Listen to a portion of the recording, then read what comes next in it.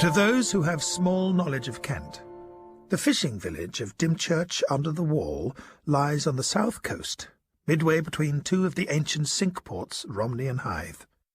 In the days of George III, with Trafalgar still unfought, our coast watchmen swept with keen glasses this broad bend of the Channel, looking for the French men-of-war. Dymchurch was a happy village in those days, and prosperous too, for the squire, Sir Anthony Cobtree, was generous to all and vastly popular. Equally popular was Dr. Christopher Syn, the vicar, a pious and broad-minded man, with as great a taste for good Virginian tobacco and a glass of something hot as for the penning of long sermons which sent the congregation to sleep on Sundays. The little church was old and homely, and the heavy drag of the sermon and the never-ending prayers was lifted when the hymns began. True, there was no organ to lead them, but Mr. Rash, the young schoolmaster, would play the tune on a fiddle. Then, led by the doctor's sonorous voice, and seconded by the soul-splitting notes of Mr. Mipps the sexton, the choir, recruited entirely from seamen, would roll out some sturdy tune sounding more like a rum-backed capstan song than a God-fearing hymn. The service would be rounded off by the doctor, and the congregation would gather outside the church to bid him good night. He would leave with Sir Anthony Cobtree, and, bestowing a cheery word here and a kindly nod there, the two gentlemen would pass on to the courthouse. There, after a hearty supper, Dr. Syn would, metaphorically, lay aside his robes of righteousness, and over a long pipe of his favourite tobacco and a smoking bowl of bishop, with many an anecdote of land and sea, make the squire laugh until his sides ached. Dr. Syn was fond of the sea. Even in winter-time he would walk along the sea-wall with a telescope under his arm, his hands thrust into the pockets of his sea-coat, and his old black three-cornered parson's hat pulled down over his eyes. And although he would be mentally working out his sermons, he would often be singing a sea-shanty he knew. "Oh, here's to the feet that have walked the plank, yo-ho for the dead man's throttle, and here's to the corpses afloat in the tank, and the dead man's teeth in the bottle." It was a continuous source of amusement to the fishermen to hear him sing it. He frequently did this of an evening in the parlour of the Old Ship Inn, when he went there for a chat and a friendly pipe. The squire would sometimes join him, and there they would both sit laughing and talking to the fishermen. But on Sunday nights they dined at the courthouse, leaving the field open for the redoubtable Mr. Mipps, who took full advantage of it. He would recount many a tale of adventure, thoroughly encouraged by Mrs. Waggetts, the landlady. Now the little sexton had a great admirer in the person of Mrs. Waggetts. Her husband had been dead a number of years, and she saw in the person of Mr. Mipps her true lord and master. He was enterprising, and he also had money of his own, for he was parish undertaker as well as sexton, and ran the small coffin shop in the village. But Mipps didn't encourage Mrs. Waggetts, and would take himself off in high dudgeon to avoid her attentions. It was one November afternoon, after leaving the Ship Inn to get away from the landlady, that the sexton met Dr. Syn on the sea wall, standing with his telescope focused upon some large vessel that was standing in off Dungeness. "Ah, Mipps," said the cleric, handing over his telescope. "Tell me what you make of that." Mipps adjusted the lens and looked. "The devil!" "I beg your pardon," said the doctor. One of the king's preventative men had come out of his cottage and was approaching them. "I don't make head nor tail of it," replied the sexton. "Well, it looks to me," continued the parson, "it looks to me uncommonly like a king's frigate. Yes, I can make her out plainly now, and, good gracious, she's lowering a longboat." "For a revenue search," volunteered the preventer. Mipps started. "Oh, hello. Didn't know you was there, Sir Francis Drake." "She's sending a crew ashore to look for smugglers," said the preventative man. "Smugglers?" laughed the parson. "Here, in Dymchurch?" "Aye, sir, so they say." "How silly," said the sexton. "Well, that remains to be seen, mister," retorted the preventer. "Let's have another blink at her." "Well," Mipps said at length, closing the telescope, "king's ship or no, they looks to me more like a set of mahogany pirates, and I'm a-going to look up the church. King's men's one thing, but having the plate took's another. So, good afternoon, sir." He touched his hat to the vicar. "And good afternoon to you, Christopher Columbus." And with that, the little man hopped off at high speed in the direction of the ship inn. "Odd little man that, sir," said the preventer. "Very odd little man," said the vicar. Meanwhile, the sexton had arrived, breathless and panting, at the inn. "Hello, Mr. Mipps. Where's the doctor?" The speaker was Dennis Cobtree, the only son of the squire. This young gentleman of some 18 summers was being prepared in the paths of learning by the vicar. But Dennis cared very little for books, and the moment the doctor's back was turned, off he would slip to flirt with Imogen, the dark-haired girl who assisted the landlady at the inn. "Just been talking to the vicar on the sea wall," said Mipps, hurrying past into the parlour. "What do you want?" said Mrs. Waggetts, coming out of the kitchen. "A word," answered the sexton, shutting the door behind him.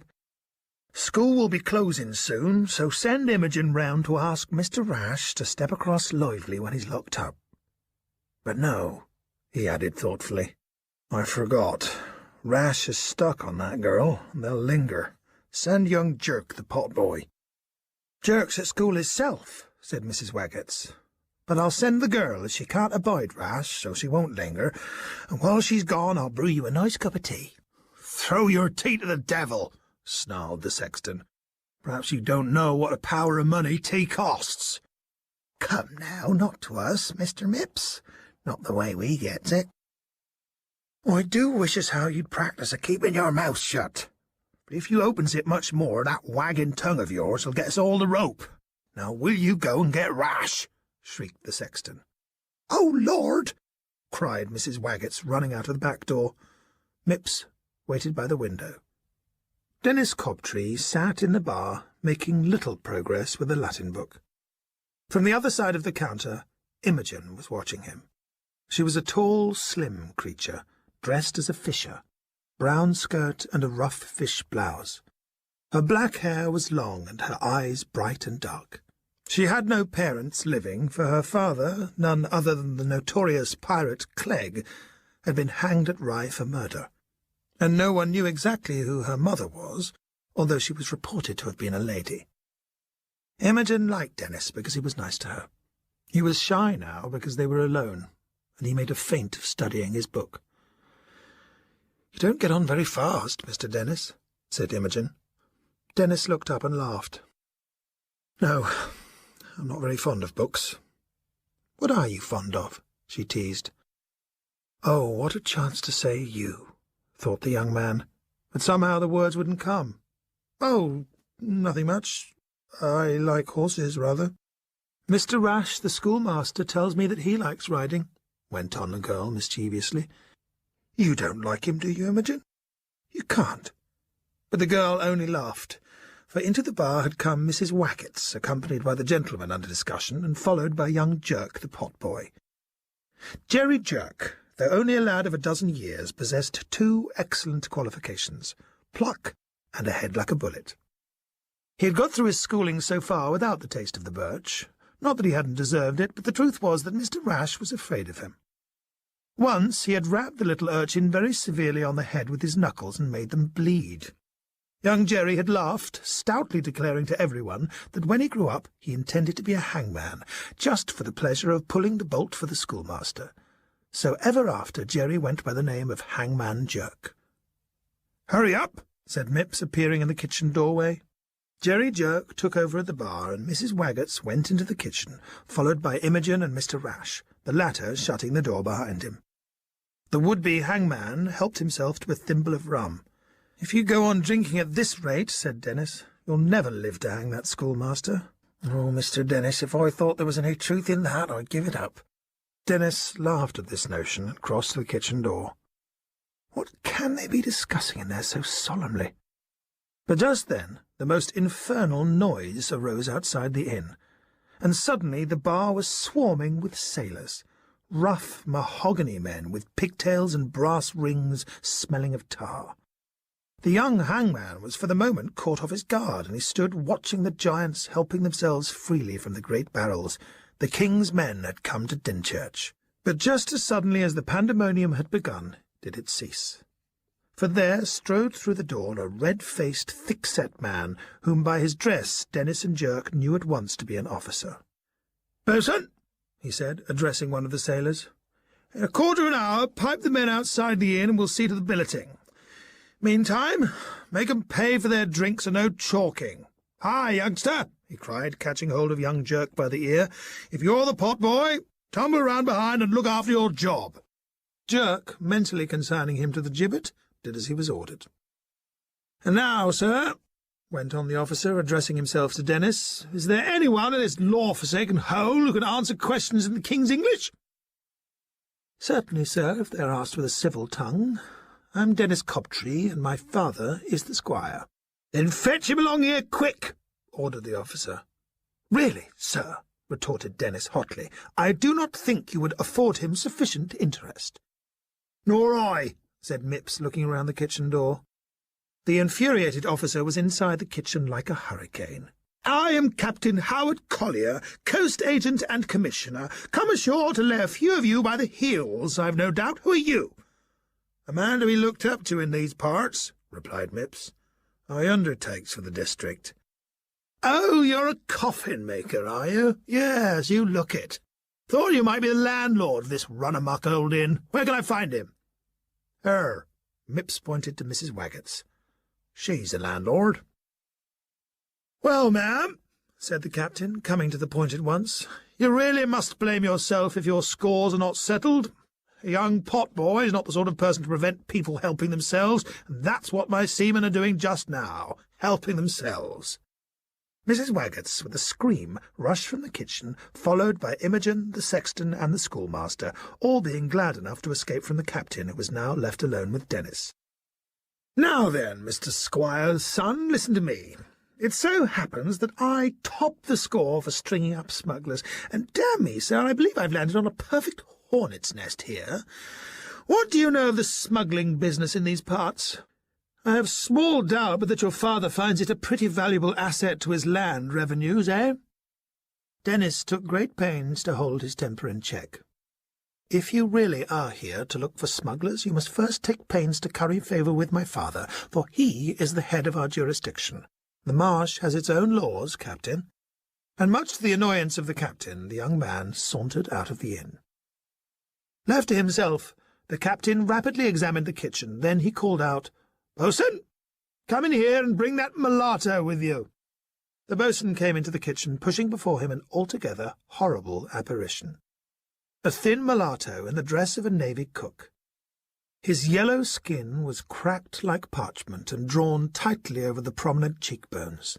Scrags of white hair grew from his skull and were bound behind in a thin pigtail, leaving the sides of the head bare. And it must have been this that gave him that curiously revolting look, for the foreigner had no ears, and he could not speak, for his tongue had been cut out at the roots. "Job Mallet," said the captain, "turn that white-haired old spider of yours onto the floor and walls." The boatswain muttered something to the mulatto, which immediately made the figure hop about the room, spreading his lean arms along the panels, which he kept tapping with his fingers. In the corner was an old table, under which was a collection of buckets and pans. The mulatto turned his attention to it, and, pushing aside the pans, uttered a strange, excited giggle. "Ha!" said the captain. "The spider has caught a fly, eh?" Job Mallet looked under the table and saw the mulatto pulling at a brass ring that was fixed to the floor. Pushing him aside, the boatswain had pulled up a trap and was descending a flight of steps before the captain had even locked the kitchen door. "What is it?" he whispered. "Here you are, sir," said the sailor, reappearing with the bottle in his hand. "There's a wine cellar down there, the size of an admiral's cabin, and this looks a costly bottle." He rubbed it on his sleeve. "Alsace White, Rare 500, read the captain. "And I can see another 499 down below there," said the boatswain. "We've got no proof that they're smuggled." "We'll soon get that," said the captain. "Put these pans back and I'll summon the landlady." Then the captain unlocked the kitchen door quietly and opened it. Coming up quickly from a stooping position near the keyhole was the sexton. "Tell the landlady to come in here, sexton." "Fetch her yourself," replied Mipps. I'm off to the courthouse." The bo'sun made a grab at him, but Mipps slipped through the noisy bar and was running up the road. The sailors in the bar became quiet when the captain entered the room. "Now, ma'am," he said to Mrs. Waggetts, "while the bo'sun is seeing that your score is paid, give me a bottle of wine." "Port or claret, sir?" "Neither," said the captain. "I fancy a bottle of Alsatian. Yes, white wine from Alsace." "Oh, we don't keep that, sir," replied the landlady. "There's no call for it in these parts. Customs are so high." "Really?" said the captain. "Why don't you try a bottle of claret, sir?" "No, later on, perhaps. I'll see. For now I need to organise quarters for my men." At an order from the bo'sun, the sailors shouldered their bundles, fell into line, and marched out of the old shipyard, followed by the captain. The king's men caused some stir in Dymchurch, for after leaving the inn they were marched around the village and drawn up in front of the courthouse. "Sir Anthony Cobtree has gone riding," said the butler when the captain knocked upon the front door. But at that instant a clattering of hoofs was heard on the high road, and the squire came along and drew rein before the house. "My faith!" he cried, dismounting and looking at the captain, and then at the line of naked cutlass. "Have the French landed at last?" "Captain Howard Collier of the King's Admiralty, sir," said the captain, saluting. "I should like a word with you alone." "Certainly," returned the squire, throwing the reins to a groom and leading the way to the house. They crossed the large hall, and the squire, opening the door at the far end, invited the captain to enter the library. There, in the recess of the mullioned window, sat Dr. Syn. "Ah, Christopher," said the squire, "they didn't tell me you were here. No further need to fear the French fleet. The King's Admiralty have had the kind grace to furnish us with an officer's compliment. Captain Collier, Dr. Syn, our vicar." "Not the Collier who sank the Lion d'Or on the St. Lawrence River, I suppose?" he said, shaking hands. "The same," returned the captain, delighted that the achievement of his life had been heard of by the parson. "Now, however, the Admiralty keeps me busy nosing out smugglers. A poor enough game for a man who has done big things at sea, but it has its excitements." "So I should imagine," said the parson. "And what have you come here for?" asked the squire. "To hang every smuggler on Romney Marsh." "Do you believe in ghosts?" asked the squire. "Well, I can't say I do," laughed the captain, "for I've never yet met one." "Well, no more have I," returned the squire, "but they say the marsh is haunted at night. Whenever a traveller loses his way on the marsh and disappears, folks say that the marsh's witches have taken him. The harvests are bad, or the cattle sick, it's always the marsh witches that are blamed. I know the marsh as well as any man, and I've never seen a witch, and it's the very same with smugglers. The whole thing's a fancy. Smugglers. Rubbish." "Then you think that I'm here on a wild goose chase?" "Not even that," said the squire, "for you'll find no wild geese to chase. However, we can give you good entertainment, and I'll bet my head that after you've stayed with us a week, you'll be ready to settle down on the marsh as a good Kentish farmer." "I'm afraid not, sir," laughed the captain. "For the moment, I must see to the billeting of my men. Perhaps you can advise me." But the squire would not hear of business until the captain had cracked a bottle of wine with them and promised to lodge himself at the court-house, Dr. Syn readily placing the vicarage barn at the disposal of the men. So, having settled all amicably and promising to return for supper, the captain, piloted by Dr. Syn and followed by the seamen, proceeded to the barn. It was not long before the sailors had a great log fire ablaze in the grate, and a pot of steaming victuals hanging from a hook above the flames. "Are all the men here, bo'sun?" asked the captain. "All except Bill Spiker and the mulatto, sir. I sent him for rum." "Here they are, if I mistake not." And indeed, up to the barn came the two seamen carrying a barrel. "Now, doctor, we can return to the court-house," said the captain. But the parson's eyes were fixed on the men carrying the barrel. "Who's that man?" he asked, shivering violently. "Oh, that's Bill Spiker, the gunner." "No, the other. The other," exclaimed the doctor. "Oh, that fellow's a mulatto, useful for investigation work. An ugly enough-looking rascal, isn't he?" "A very ugly rascal," muttered the doctor, walking rapidly in the direction of the court-house. There was one man who knew the marsh as well as the squire. This was Sennacherib Pepper, the visiting physician to the Marsh farms. He had seen curious things upon the marsh from his own account, hinting darkly about the witches and devils that rode on fiery steeds. But as it was well known that Sennacherib Pepper was a hard drinker, people put his stories down to that. Although he gave no credence to his tales, Sir Anthony rather enjoyed the physician, and he was a frequent visitor to the courthouse. He had prevailed upon him to stay to supper this very night, introducing him to the captain as his dear friend Sennacherib Pepper, the most atrocious liar on Romney Marsh. "Zounds, Captain," retorted Sennacherib, "if I were presenting you to Sir Anthony, I should most certainly style him the worst man of business upon the marsh. Everybody but himself knows that half the wool from his farms finds its way over to Clegg." "My dear Captain," said Dr. Syn, who was warming himself at the fire, "our good friend is repeatedly coming into contact with the witches on the marsh. How many now is it you've seen, Sennacherib? Good round dozen, I'll be sworn." "I know what I've seen, and I've no wish to see 'em again." All through supper was this vein of banter kept up, until the meal was finished and the pipes were alight. Then the conversation gradually drifted to the southern seas, and the captain began telling stirring tales of Clegg, the pirate who had been hanged at Rye. "I should like to have been at that hanging," he cried, finishing one tale, "for the fellow was a bloodthirsty scoundrel." "Don't you think that some of his exploits may have been exaggerated?" asked Dr. Syn. "Not a bit of it," exclaimed the captain.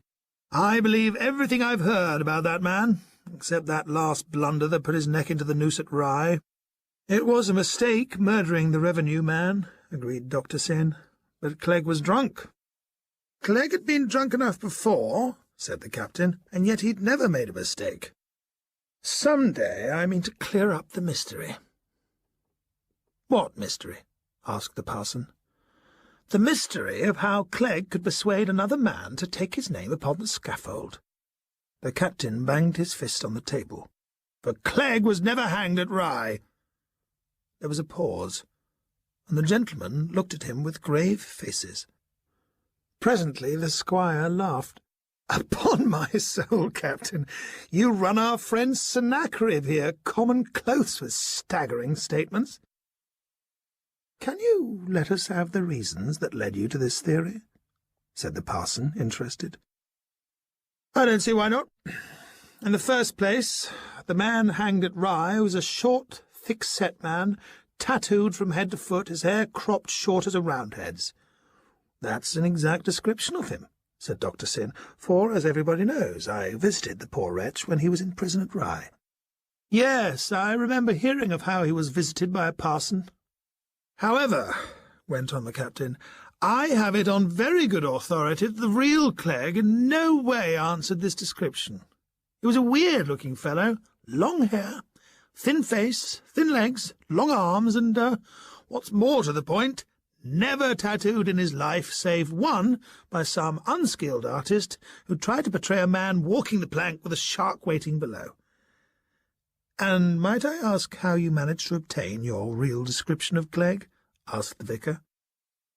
"At first, from second or third sources, but then recently I got first-hand evidence from a man who'd served aboard Clegg's ship, the Imogen, that ugly-looking rascal who was helping Bill Spiker carry the rum barrel. The boatswain questioned him for hours and managed to arrive, by the nodding and shaking of the man's head, at an exact description of him." "He was one of Clegg's men?" said the vicar, amazed. "Pray, sir, what is he doing in the Royal Navy?" "I use him as a tracker. It's positively uncanny the way this rascal can smell out a trapdoor or a hiding-place. I suppose you've nothing of the sort in this house, Squire?" "There's a staircase leading to a priest's hole in this very chimney," returned the squire, "though I'll bet a guinea that no one would discover it. I'll lay you 10 to 1 that the mulatto will." "Done!" cried the squire. "This will be sport. We'll have him round." The butler was accordingly dispatched with the captain's orders to the boatswain that he should step round at once to the court-house with the mulatto. "How is it that the fellow's dumb?" asked the physician. "Tongue cut out at the root, sir," replied the captain. "His ears have also gone, but he understands the boatswain all right." "Did you ever find out how he lost them?" asked the squire. "It was Clegg, and after having been tortured in this unpleasant fashion, he was marooned upon a coral reef." "Good God," said the vicar, going pale. "How did he get off?" "God alone knows," returned the captain. At that instant the butler opened the door, and Job Mallet shuffled into the room, looking troubled. "Where's the mulatto?" said the captain. "I don't know, sir. He's disappeared. Did you look for him?" "Well, sir, I was looking for him as far as the end of the field, where one of them ditches run, when I see a regiment of horse, some 20 of 'em. But if them riders weren't devils, well, I ain't a seaman." "What were they like?" asked Sennacherib. "Wild-looking fellows, with lit-up faces, on horses what seemed to snort out fire. But then they disappeared in the mist."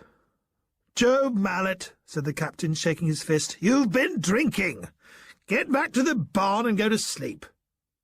Job Mallet left the room. "You see what it comes to," Sennacherib laughed the squire. "Drink too much, and you're bound to see devils." "I don't believe that fellow has drunk too much," said the physician, getting up. "But I'm walking home, and it's late. Time I made a start." And so the party broke up, the squire lighting the captain to his room, Dr. Syn returning to the vicarage, and Sennacherib Pepper setting out across the devil-ridden marsh. The window of the captain's room looked out upon the courtyard. He could see nothing of the sea, nothing of the marsh. Now, as these were the two things he intended to see, and on this very night, he waited patiently until the house was still, for he considered that there was more truth in Sennacherib Pepper's stories than the squire allowed. So, half an hour after the squire had bade him good night, he softly crossed the room to open the door. But the door was locked.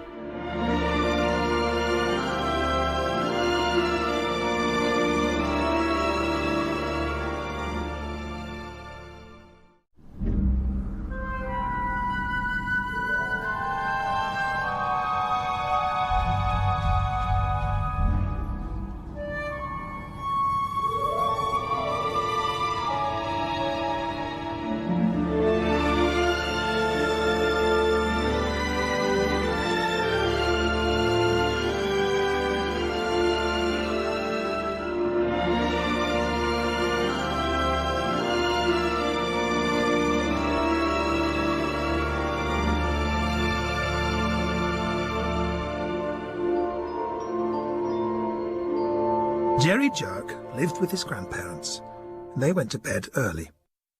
By 10 o'clock they were both snoring loudly, whilst Jerry would be tucked up in the attic, dreaming of the gallows and hanging Mr. Rash.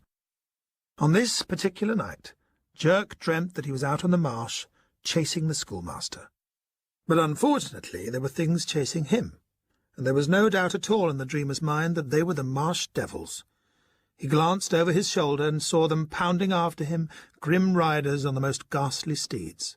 Jerk was so shocked that he screamed and fell into the ditch that had appeared before him. And then he awoke to find that he was sitting on the floor with the bedclothes on top of him. But although he rubbed his eyes hard, he could still hear the pounding hoofs of the demon horses. He went to the window to look out, and got a terrible surprise. Along the road at a gallop went a score or so of horsemen. That they were not of this world was very easy to see, for there was moonlight shining from their faces, and from the faces of the horses as well. They were going at a good pace, so that as they appeared, just as suddenly did they go. Jerry opened the casement, but the mist had entirely swallowed the riders up, although he could still hear the distant noise of their horses, and it sounded as if one of them was coming back. Yes, he was sure of it.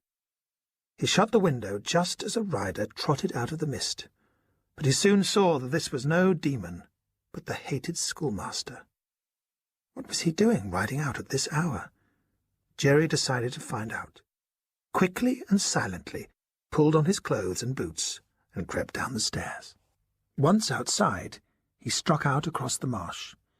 He knew that by running he could pick up the road again so as to be ahead of the rider, but it was difficult going at night, and by the time he reached the road he saw the schoolmaster passing round the back of Mr. Mipps's shop. There was a light burning in the window, and after tying up his horse, Mr. Rash went inside. Jerk crept along the road and approached the house. Inside the shop the sexton was stirring something in a small cauldron. "Late again, as usual," he said to Mr. Rash. The boy fell to wondering what was in the pot, the strange smell of which was seeping through the casement. Then the sexton led the way outside, and, springing onto his horse with marvellous agility for so ancient a man, he rode off through the village, with the schoolmaster trotting at his side and the wary Jerk following in the shadows. They made their way to the vicarage, and tied their horses to a tree at the back. Then Mipps opened the front door, and a minute later Jerk, from a point of vantage below the churchyard wall, saw the sexton throw a log on the fire in the old front room that was the doctor's study. Then he lit a candle upon the chimney-board. The boy could now see into the room quite distinctly. He could see the old sexton curled up in the oak settle by the fireplace, and the schoolmaster's shadow flickering on the wall. He also had a good view of the courthouse, and could hear the voice of the squire sounding out loud and clear. Presently the door opened, and a figure came out, and Jerk recognised the boatswain of the king's men. As soon as he had disappeared, Jerk saw there come across the churchyard, dodging in and out of the tombstones, a truly terrible thing. Its face seemed to the boy like the face of a dead man, for it looked quite yellow, and its white hair gave it a further corpse-like expression. Up to the vicarage window the figure crawled, and peered into the room. The schoolmaster was standing with his back to the window, but he presently went to the door, and went back out to his horse. As soon as he was gone, the yellow-faced man entered the house.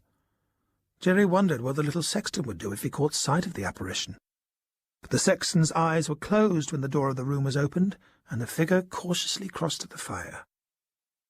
Now above the chimney-piece hung a harpoon. It belonged to the doctor, who was a collector of nautical curiosities, and this harpoon had once been Clegg's. The figure was now between Mipps and the fire, and it suddenly saw the harpoon, and with a cry unhooked it from its nail. The sexton opened his eyes, and the figure swung the dangerous weapon above his head, and Jerk thought that the sexton's last moment had come. But Mipps, uttering a piercing cry, kicked out most lustily against the chimney-piece, and backwards he went along the settle. Jerk then saw the thing run out of the front door with the harpoon still in its hand, and leaping the churchyard wall, it disappeared into the marsh. Mipps got up and ran to the door, crying out for Rash, and at the same time the door of the courthouse opened, and Dr. Syn came striding towards the vicarage. "What's the matter, Mr. Mipps?" he asked. "You look as grave as a tombstone." "So would you, sir, if you'd seen the thing when I'd seed." "What sort of thing?" "The likes of a man, but a dead un. And yet I can't help fancying I've seen it somewheres before." "By thunder," Mipps said suddenly, "I know. That's why it took Clegg's harpoon. For God's sake, come inside, sir." And in they went hurriedly, followed by Rash, who had just arrived back on the scene.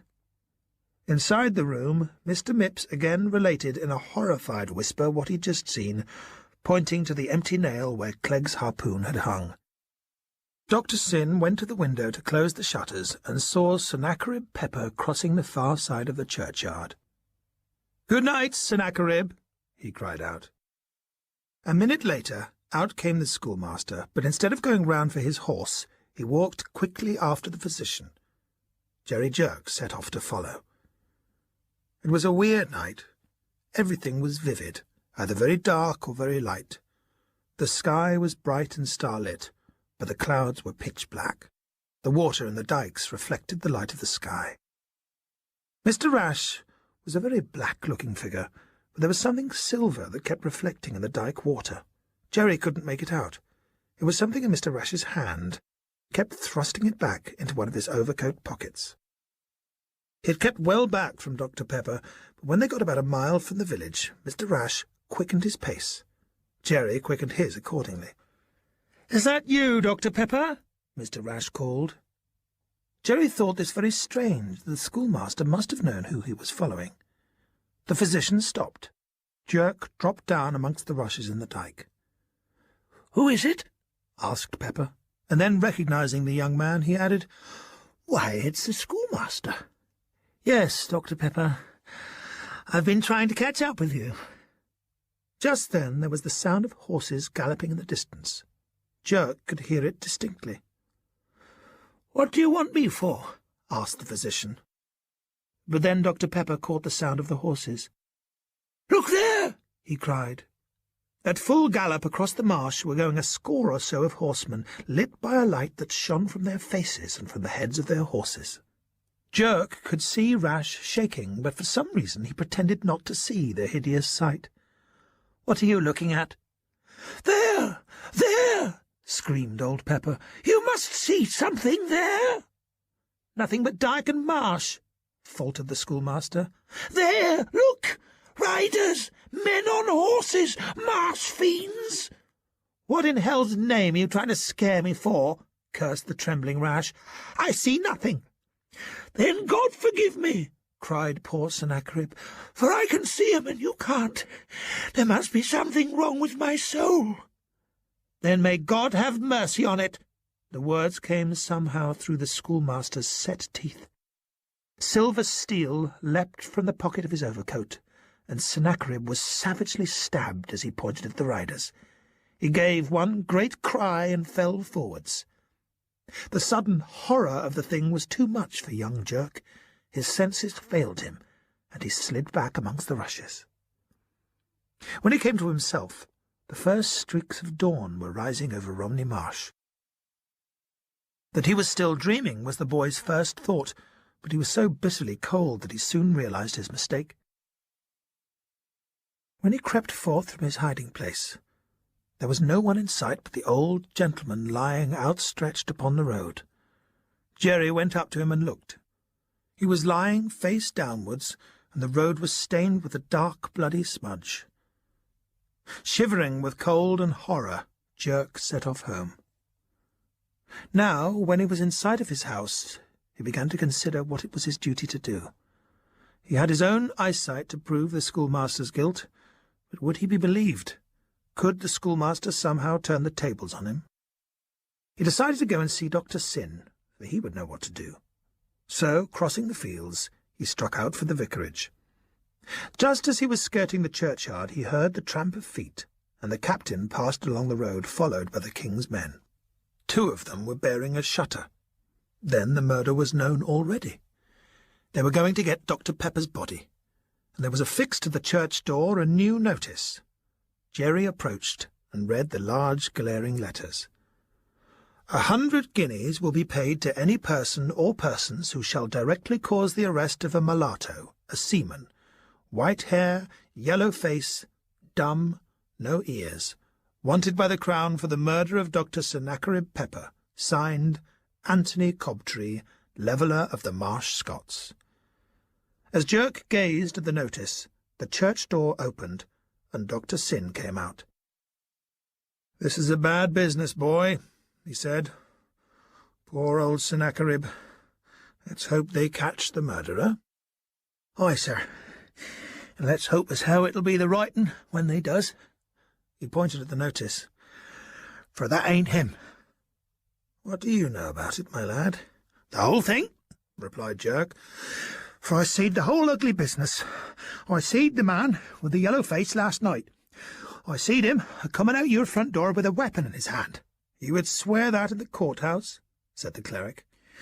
"I could do it anywheres," replied Jerk. "And what's more, I could swear that he never killed Dr. Pepper. I was there." "What were you doing out on the marsh at night?" asked the astonished parson. "Dogging that schoolmaster," replied Jerk. "Come into the vicarage," said Dr. Syn, "and tell me all about it." And he led the boy into the house. When he had finished his tale, the parson took him into the kitchen and lit the fire, bidding him dry his wet clothes, for Jerk was still shivering with the cold of the dyke water. Then he boiled some milk and set it before him with a cold game pie and bread. Jerk ate heartily and felt better. "As yet, my lad, I don't know what to say," the doctor began when Jerk could eat no more. "What you've seen may be true enough, though I can see no earthly reason for the schoolmaster committing the crime. I need to think things over for an hour or so. In the meantime, I must strongly urge you to keep this adventure to yourself. It is very dangerous to make accusations that you have no means of proving, and, well, a nightmare has upset better men than you before now. Go back home, get a couple of hours' sleep, and then go to school as if nothing had happened. Then I'll tell you what we'll do, lad. You'll come round here, and we'll have a bit of dinner together, and talk of this again." "Thank you, sir," said Jerry, "but I knows what I seed, and I seed Rash stick pepper with his pencil sharpener."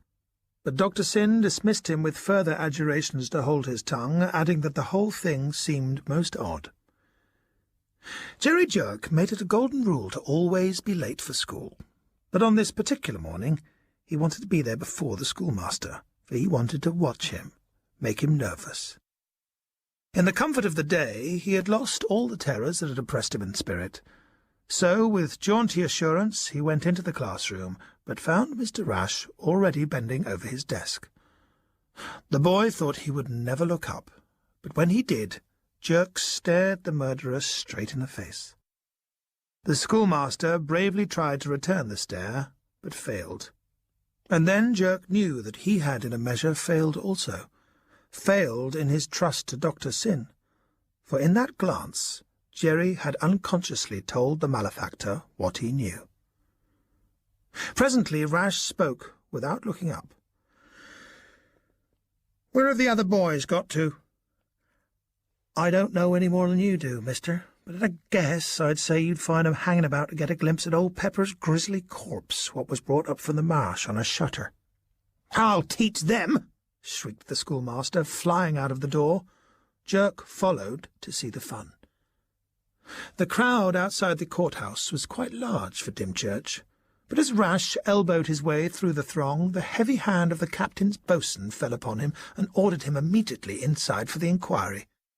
Jerk saw Rash turn the colour of a jellyfish as he was pushed through the courthouse door. Jerk worked his way to the front of the crowd and stood staring at the two seamen who, with drawn cutlasses, were guarding the door of the courthouse. He would have given a lot to see inside that upper room where the inquiry was now about to proceed. Presently the captain himself came out onto the steps and stood looking at the crowd. Suddenly, catching sight of Jerk, he called, "Hi, you! You're the potboy of the Ship Inn, aren't you? Well, I want you. Step this way." So his wish was granted, and Jerry Jerk strutted after the captain into the courthouse. The inquiry was evidently awaiting the captain's presence, for as soon as he had taken his seat at the high table, the squire rose and announced the proceedings open. The company included 2 attorneys at law and 2 doctors of medicine from Hythe and Romney. At the high table these gentlemen sat facing the squire, who had Dr. Syn on his right and the captain on his left. Everyone else sat on oak benches around the room. Nobody took much notice of Jerk when he came in, for all the eyes were on the captain. He was the first to speak, and to everyone's astonishment he stood up and lit his pipe. "Sir Anthony Cobtree and gentlemen," he began in his husky sea voice, "we have met here to discuss the sad and sudden death of Dr. Sennacherib Pepper, killed violently last night on Romney Marsh. The form of this inquiry I leave to the lawyers whose business it is, but before they get busy, I've got a couple of things bottled up that I will and must say, even if it causes offence to some men in this room. So, here it is. I don't like this Dr. Pepper business." The captain paused to roll a large volume of smoke across the room. "If that's all, come now, which of us do?" said the squire. "And anyway, it's fairly obvious that the murderer was under your employment." "You are referring to the mulatto seaman," said the captain. "In the first place, I consider you should have asked my permission before you issued that public notice affixed to the church door. Until the mulatto is found and can be examined, I deny your right, or any man's right, to brand him as a murderer." "You remarked just now, sir," cried the squire, "that you preferred to leave the business of law to the lawyers. Please do so." "Come, come, gentlemen," said Dr. Syn, drumming with his fingers on the table. "This is an ill-fitting time and place for wrangling. Let us hear what the captain has to say." The squire nodded his head and sat silent. "Next," continued the captain, "I don't like the people here. Leaving Dr. Syn out of it, for he's a parson, I say that from the squire down you're none of you swimming on the surface. Sir Anthony Cobtree went to great pains to entertain me lavishly yesterday in order that he might politely imprison me last night. I enjoy the conversation of clever men, but not at the price of a locked door." "I don't know what you're talking about," cried the squire. "Don't you, sir? Well, I do, as I had to risk breaking my neck when I climbed down the ivy from your top window." "You had only to tell me of your eccentric habits," said the squire, "and I would have set a ladder against your window in case the door stuck." "The door was locked, and well you know it, sir. For half an hour after I climbed back through the window, to be exact, 4:30, I heard stealthy feet come along the passage and unlock it, by which I know that for a period of the night you wanted to make sure of me inside my room." "Gad, sir, you were the first man who has dared to question my hospitality," said the squire angrily. But the captain ignored him and went on, "And this brings me to the end of my complaints. But let me tell you all this. I saw enough last night on the marsh to keep Jack Ketch busy for an hour or so. Gentlemen, I am warning you. You'll not be the first I've sent from the coast to the sessions, nor will you be the last. I'm not afraid of your tales of marsh devils and demon riders. I'll rout 'em out and see how they look by daylight." With that he sat down. Nearly a minute elapsed before anyone moved. Then the squire rose. "Gentlemen," he said in a clear voice, "this is the first time that I've been insulted during my long sojourn in Romney Marsh. But it is not in accordance with my private or public dignity that I should answer the hinted accusation of Captain Collier. I am judge here, and leveller of the Marsh Scots, and should I ever consider myself to be in the position of being reasonably accused of any crime, I should promptly resign. This I have no intention of doing, for it is clearly now my bounden duty to see my poor friend Sennacherib Pepper avenged, and for that duty I sweep aside the captain's statement as impertinent." A storm of applause greeted the squire as he sat down, but it was checked by Dr. Syn, who again reminded the assembly of the event that had brought them to the court-house, and begged them to abstain from further acclamation. The lawyers now asserted themselves, and for 3 hours questioned and cross-questioned everybody. The squire left things in their hands, seeming to take small interest in the proceedings. Dr. Syn, however, made copious notes of anything he deemed important. But with all their cleverness, the lawyers were greatly at sea, for they only ended up where they began, namely, that Sennacherib Pepper was dead, and by violent means, that a foreign sailor was missing, and that this same sailor had stolen a harpoon from the house of Dr. Syn, and that from the nature and size of the wound upon Dr. Pepper's body it was most certainly caused by this same weapon. To this false, though obvious conclusion, Dr. Syn, to Jerk's intense surprise, unhesitatingly agreed. Jerk couldn't understand this at all. Why had he been called to the trial if the vicar had not believed his story? For he found, upon being summoned to the witness-box, that all he was required to state was whether or not he had seen the mulatto enter the vicarage on the previous night and leave it a few minutes later with the harpoon in question in his hand.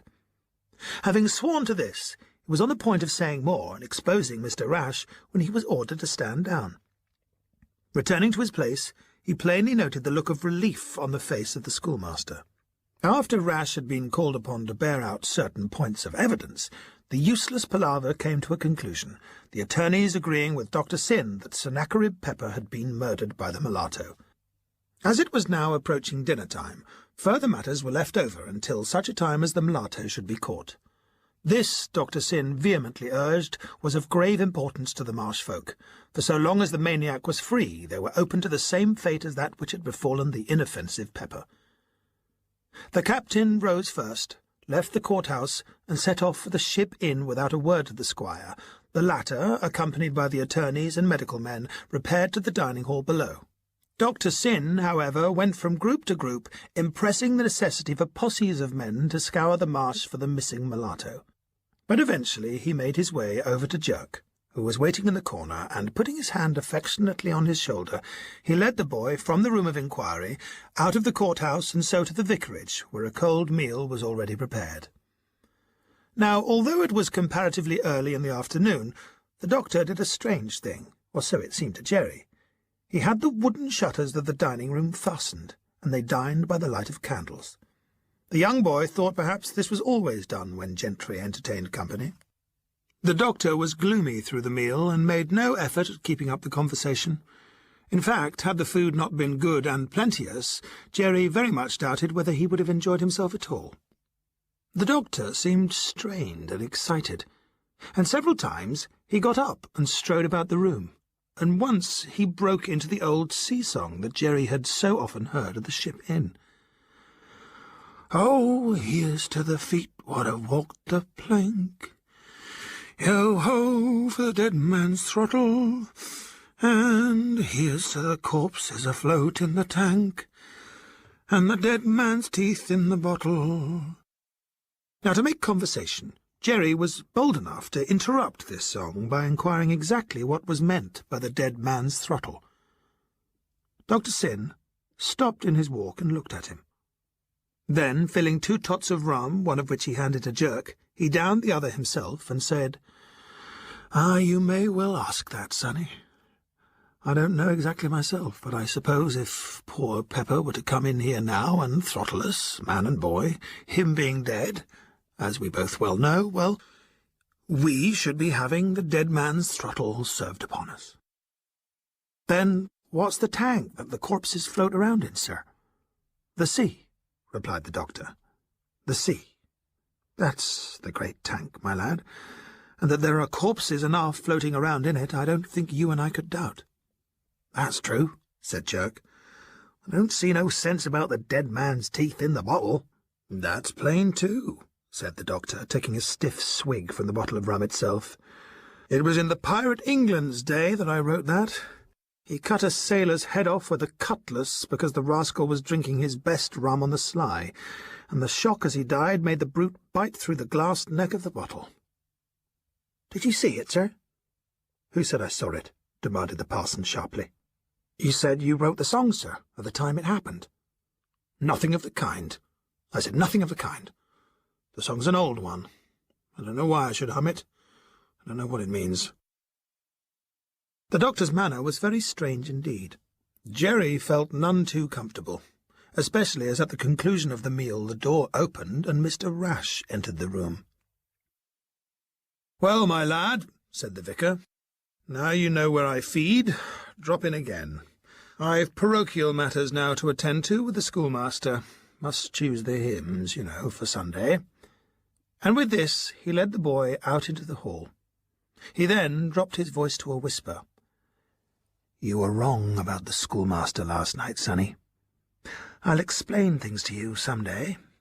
Meanwhile, here's a crown piece. You're a smart lad, aren't you? Well, keep a weather eye open for that mulatto rascal. There's more in this ugly business than we imagine. I'll tell you all about it when I know more myself. But you made a mistake last night. I can't tell you more just yet, because I'm not sure of my ground, and it's dangerous ground we're treading, Jerry, you and I. Now here's another crown. That's one for keeping your eye open. Do you know what the other's for?" "What?" "Keeping your mouth shut. Don't you remember anything about last night until I tell you? You wouldn't understand if I were to explain. You're very young, you know, Jerry lad. But smart's the word that describes you. You're smart and bright and no mistake." "I hope so," replied Jerk, stepping outside. "God bless you," said the doctor, shutting the door and returning to Rash, who was waiting in the shuttered room by the light of the guttering candles.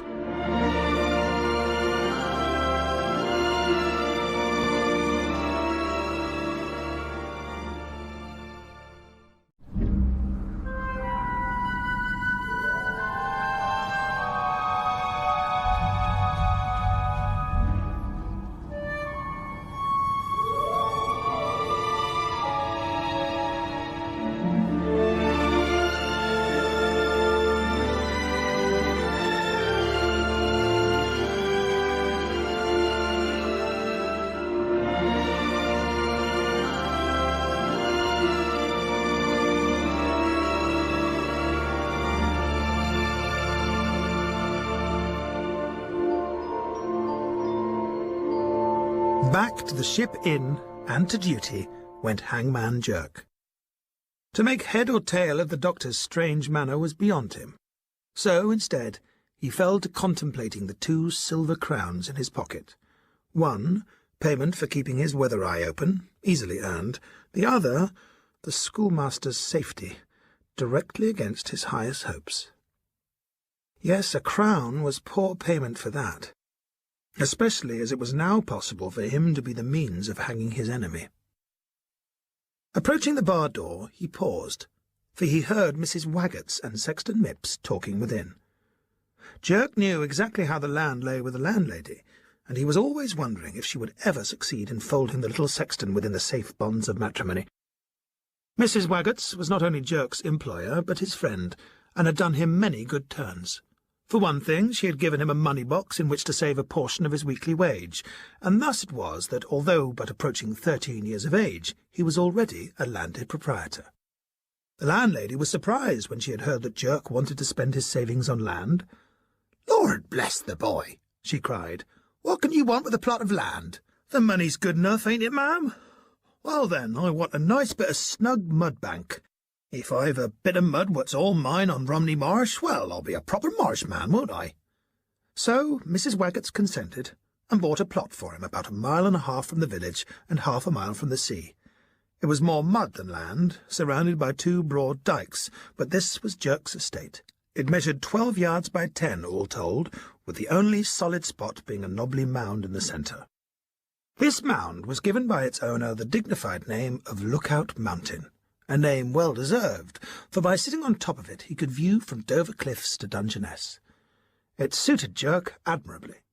From it he studied the marsh and the creatures therein, the great brown water-rat that came out in the evenings, the night-prowling bat, who hung all day, head downwards from a decayed old tree on the opposite bank. Now this tree had put ideas into Jerk's head, for it looked uncommonly like a gallows. If he could only erect a gallows upon the summit of Lookout Mountain, he would more than ever be living up to his reputable name of Hangman Jerk. Now the silver crowns from Dr. Syn would buy the most glorious scaffold, a regular professional affair, and if any man could supply him with the gibbet, Mr. Mipps could. And there he was, talking in the bar, ready to hand.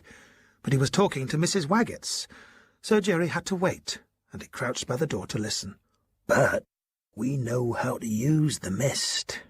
They don't," Mipps was saying. "It's safe enough.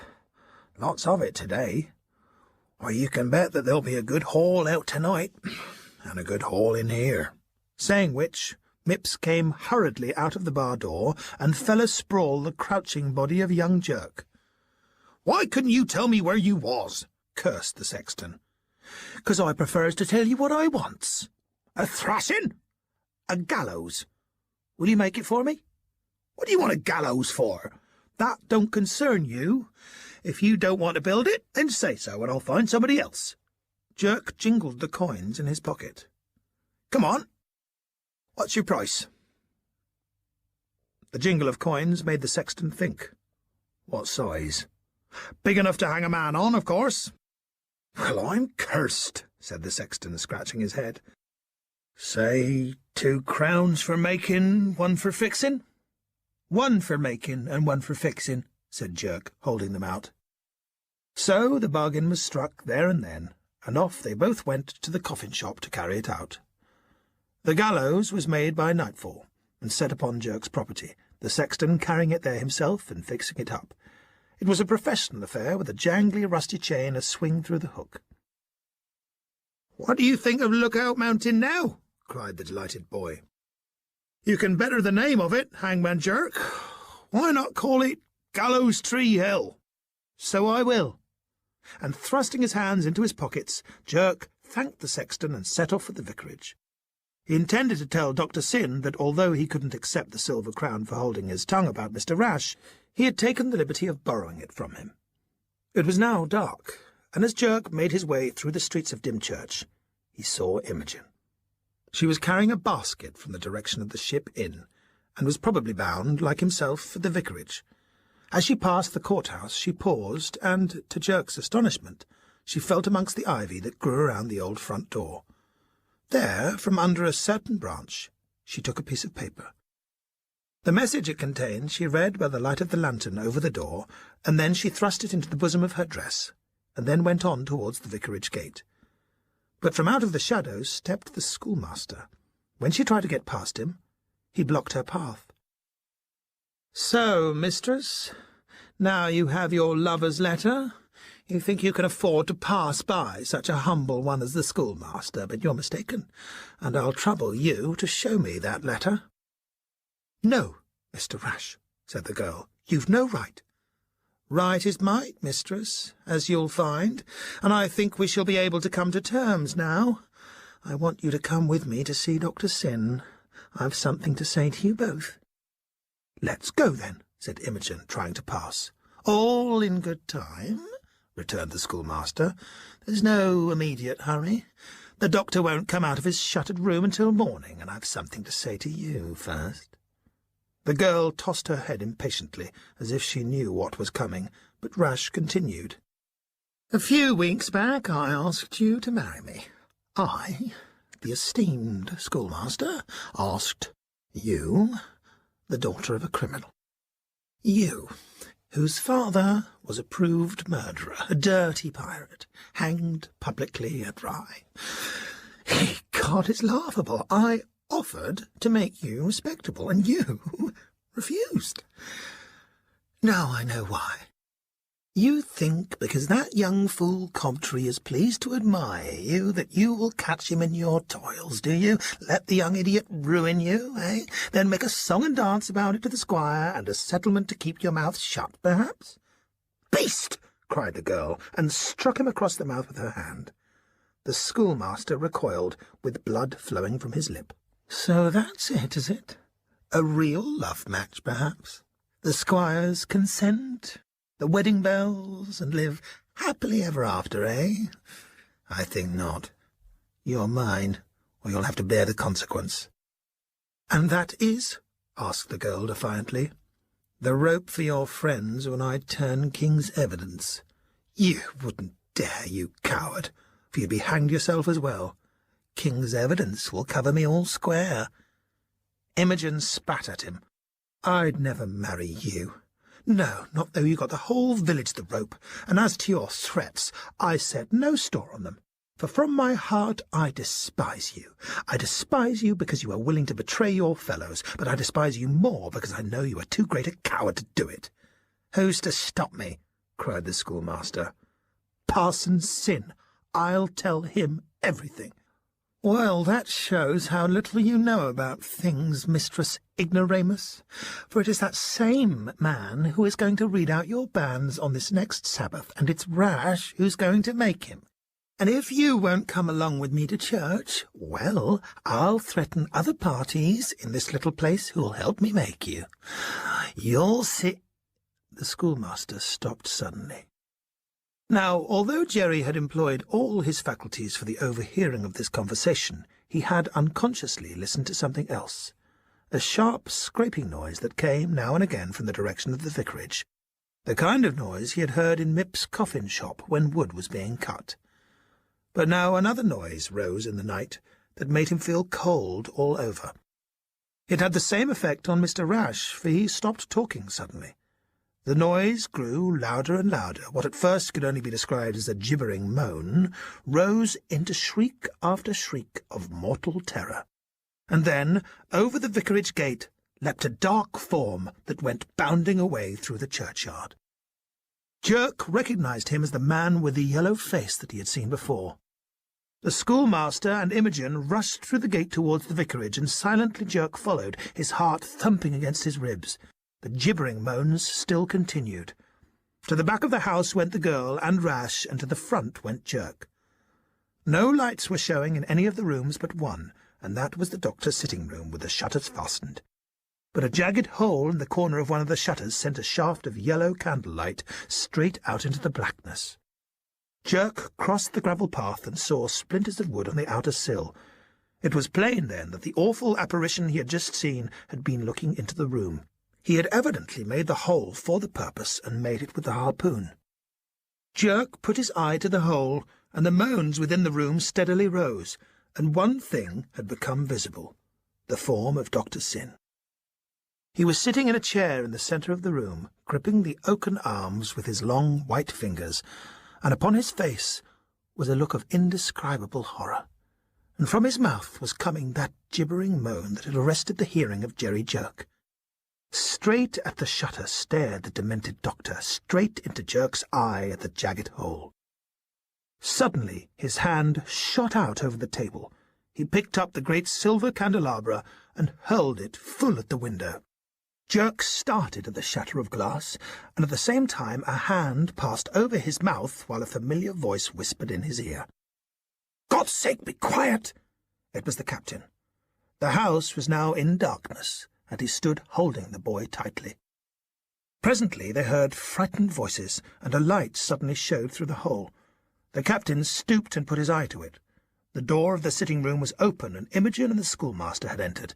Imogen was holding a lighted candle. The doctor was now kneeling on the floor.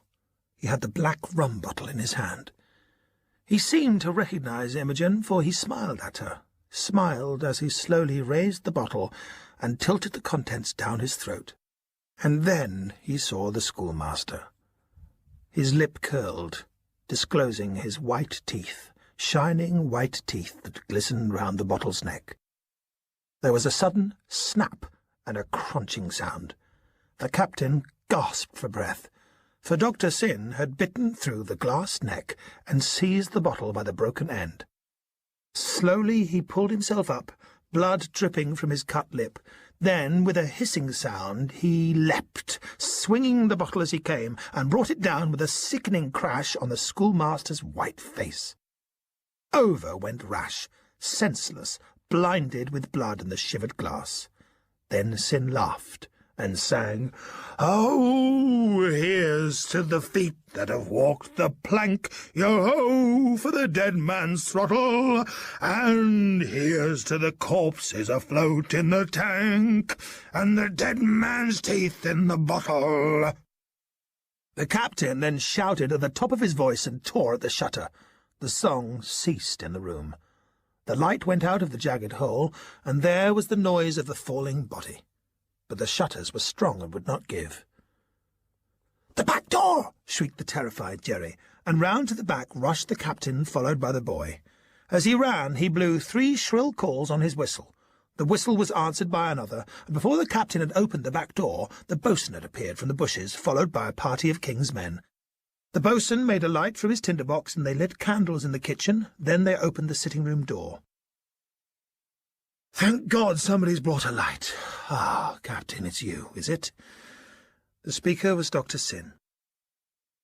He was calmly kneeling over the form of Mr. Rash, and was dabbing the bleeding face with his handkerchief. "Just get the brandy bottle out of the corner cupboard, will you, my man?" he said to the bo'sun.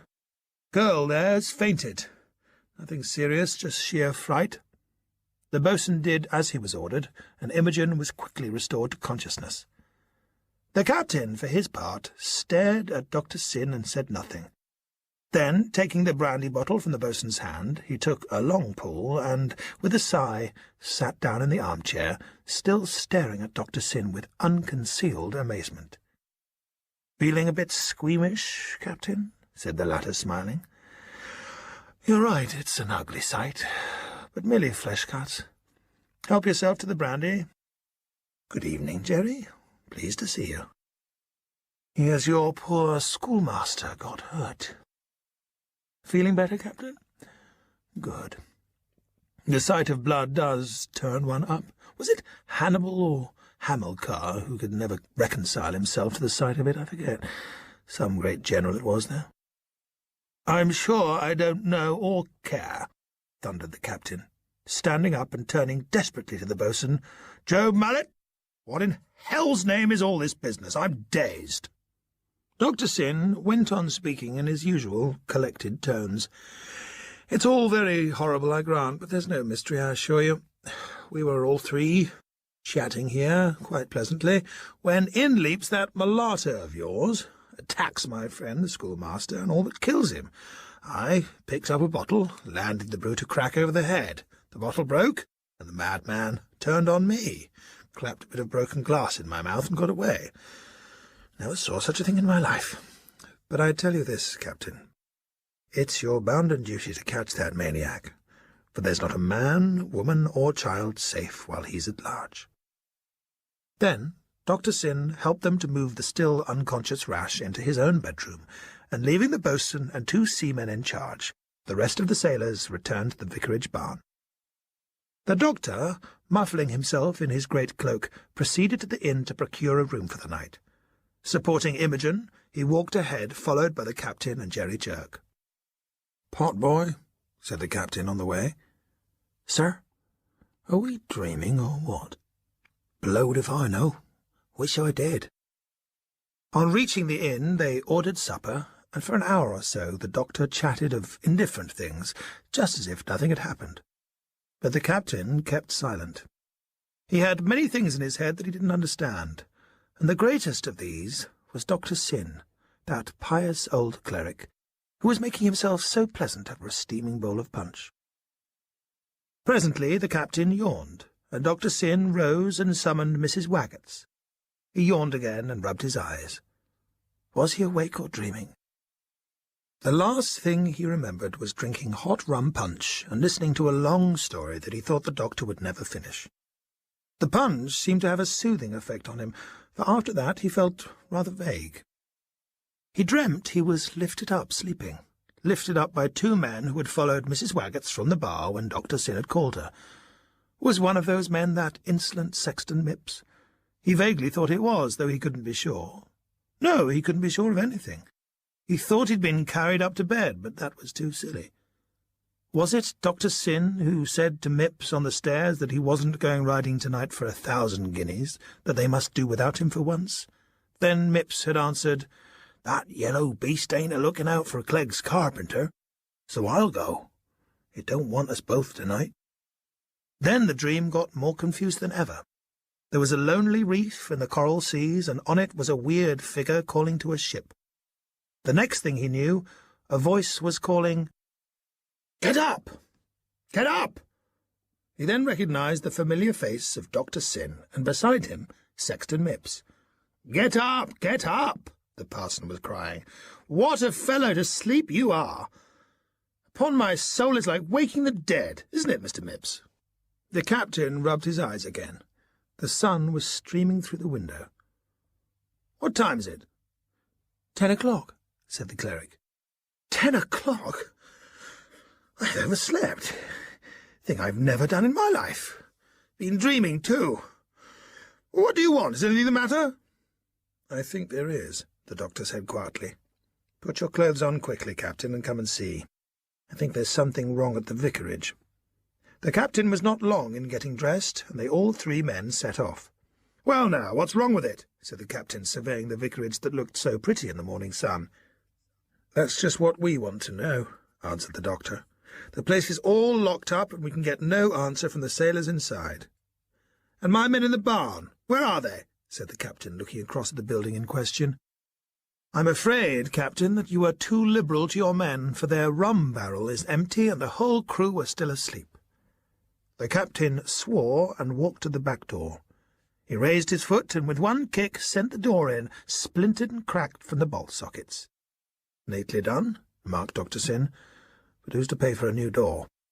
But the captain did not care a brass farthing for the door, and he marched into the house. Mipps and the doctor followed him. The kitchen was empty, so the captain opened the door of the sitting-room. He strode across to the broken window, threw it wide open, and unbolted the shutters, which, swinging back, let in the light of day. In the corner of the room lay the 2 soldiers who had been left to watch with the boatswain. Both were bound and gagged, and one of them was moving. The captain loosed his bonds with a clasp-knife. "What does this mean, my man?" said the captain. The sailor turned and pointed to the body of his friend. It lay half-propped against the wall, and above it was a large gash in the white plaster. There were blood marks, too, on the wall. The captain saw and understood, for the neck of the propped-up body had been cruelly pierced, although there was no sign of a weapon. Some missile had transfixed it to the wall and then been plucked out.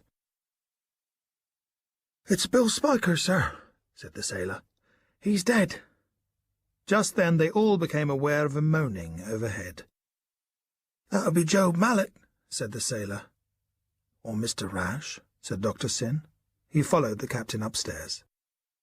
There, in the bed, last night occupied by Mr. Rash, lay the boatswain, tied to the bed, with his face gagged.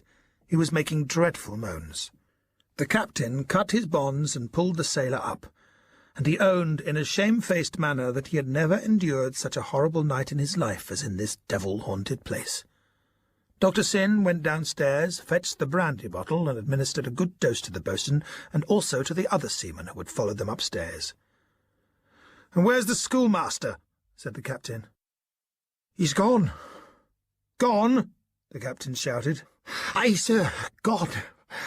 And if ever a man has gone, body and soul, he has. For I solemnly and soberly declares that I seen him hoisted up and removed downstairs by a couple of horrible light faces." "Now look here, my man," said the captain. "Just pull yourself together and tell me what happened."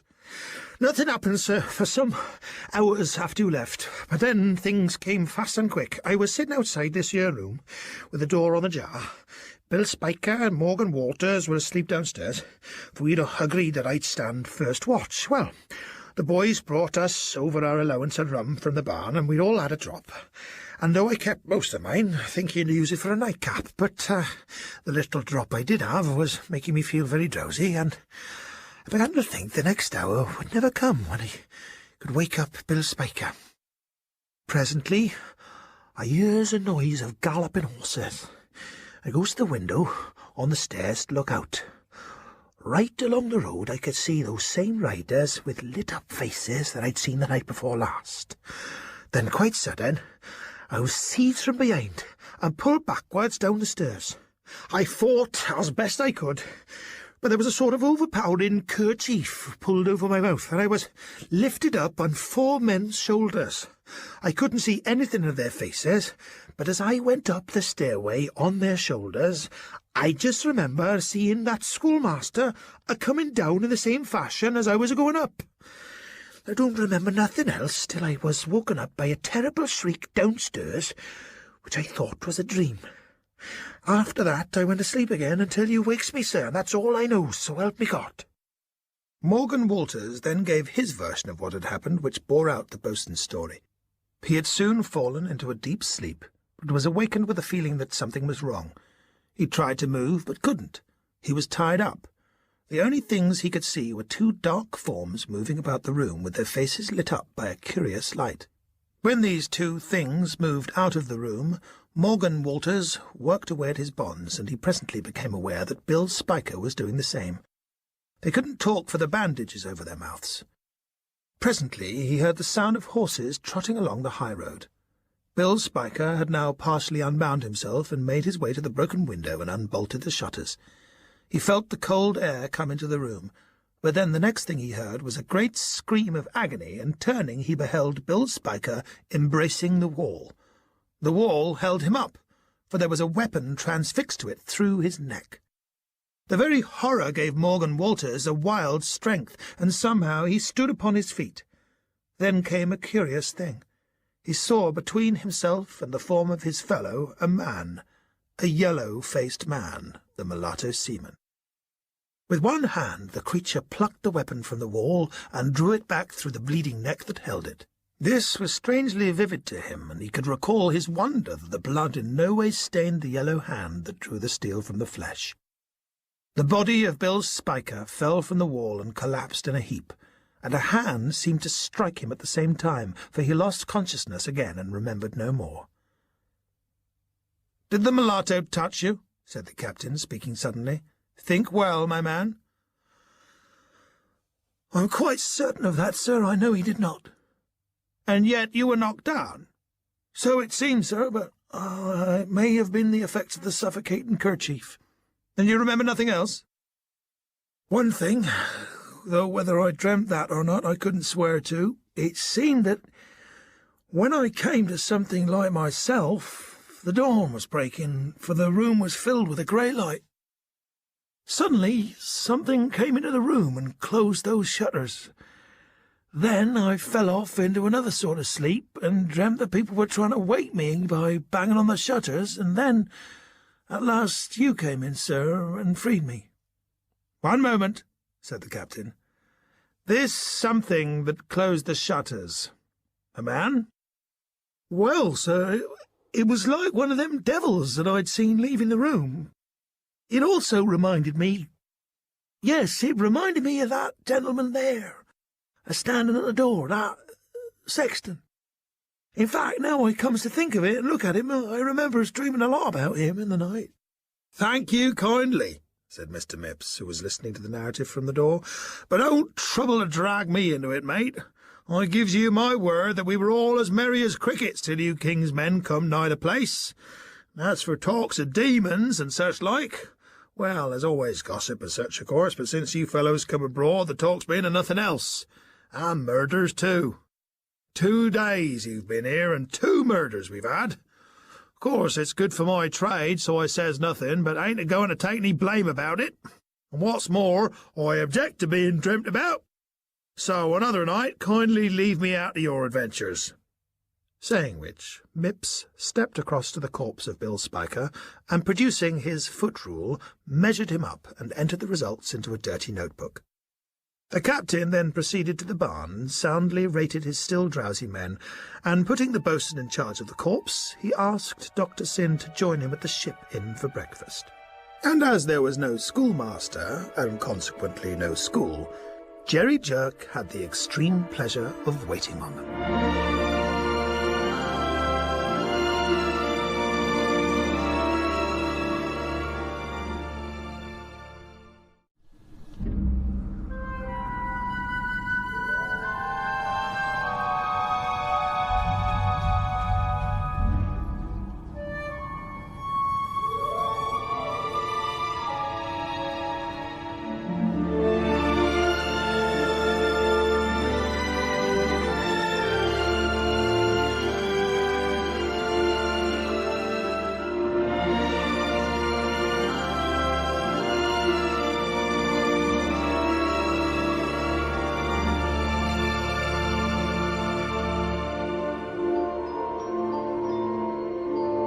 Jerry watched as the captain and Dr. Syn breakfasted in the parlour of the Ship Inn, keeping as much in the room as he could and dreading to be dismissed.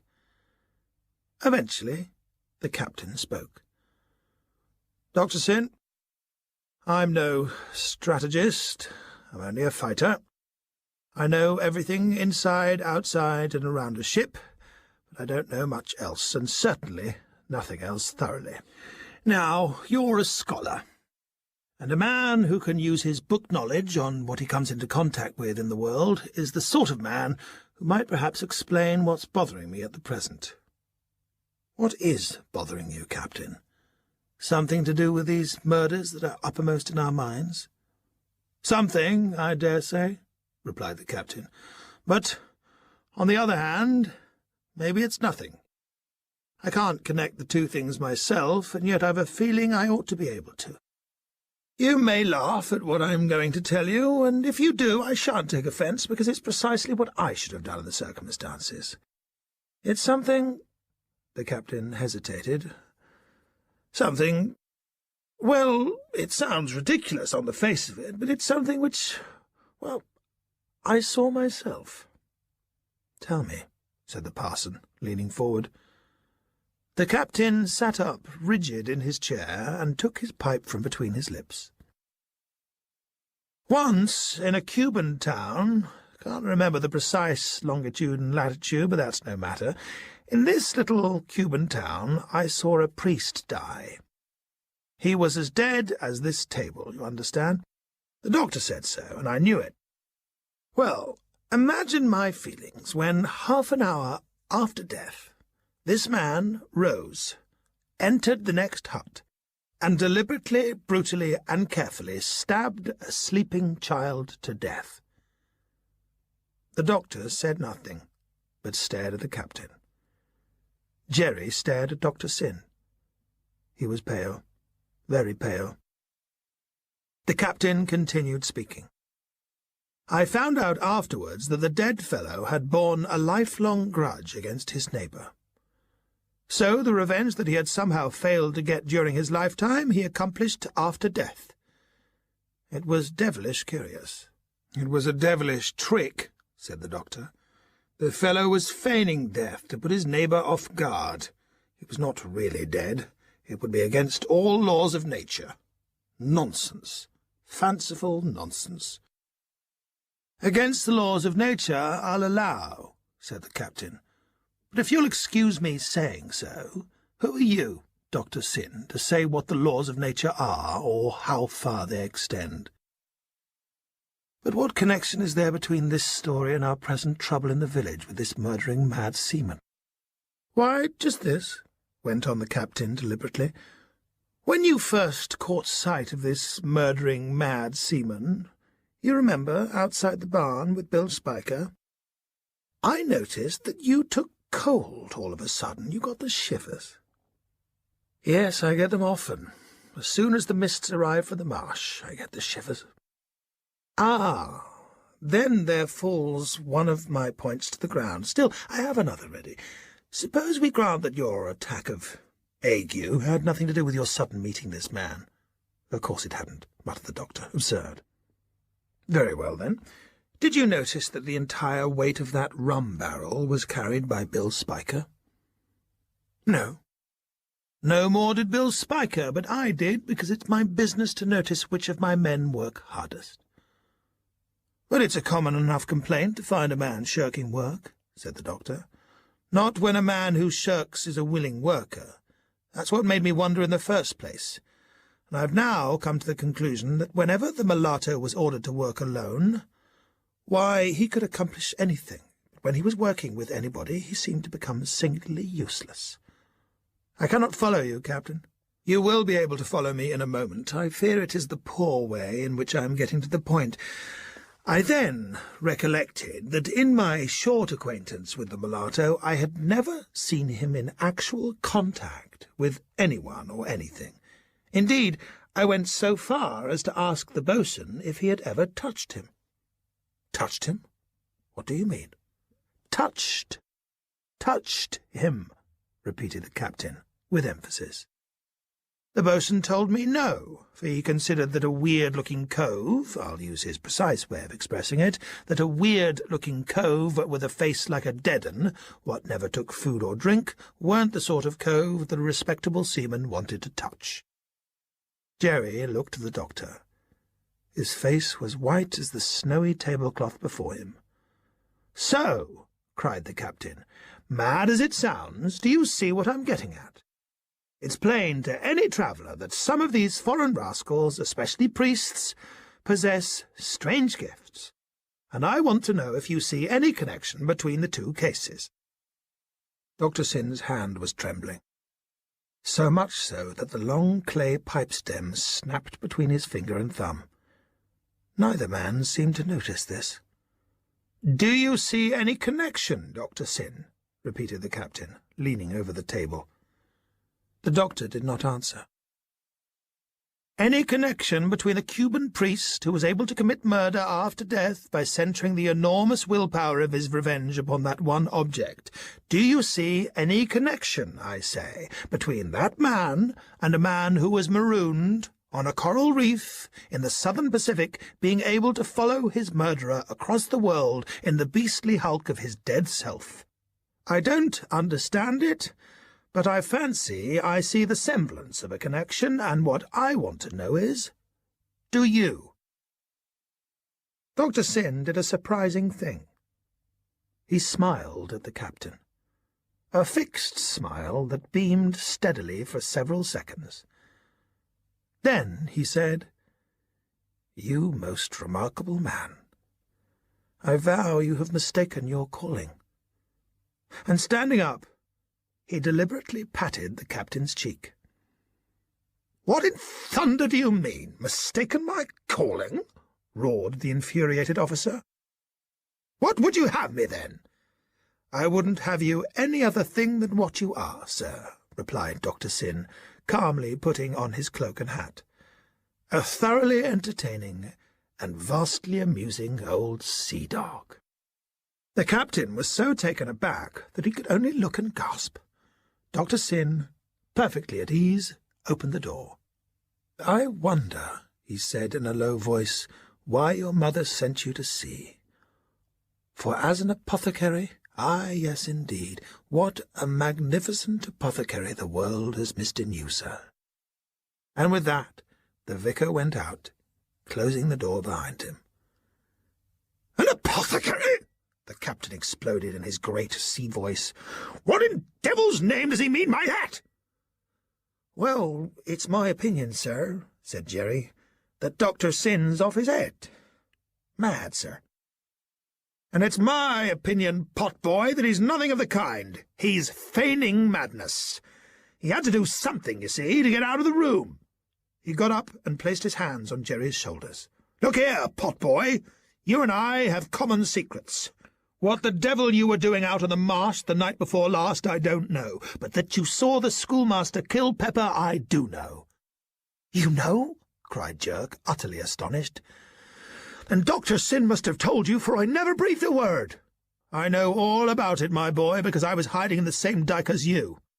Now, from what I've seen of you, I imagine you can be relied upon.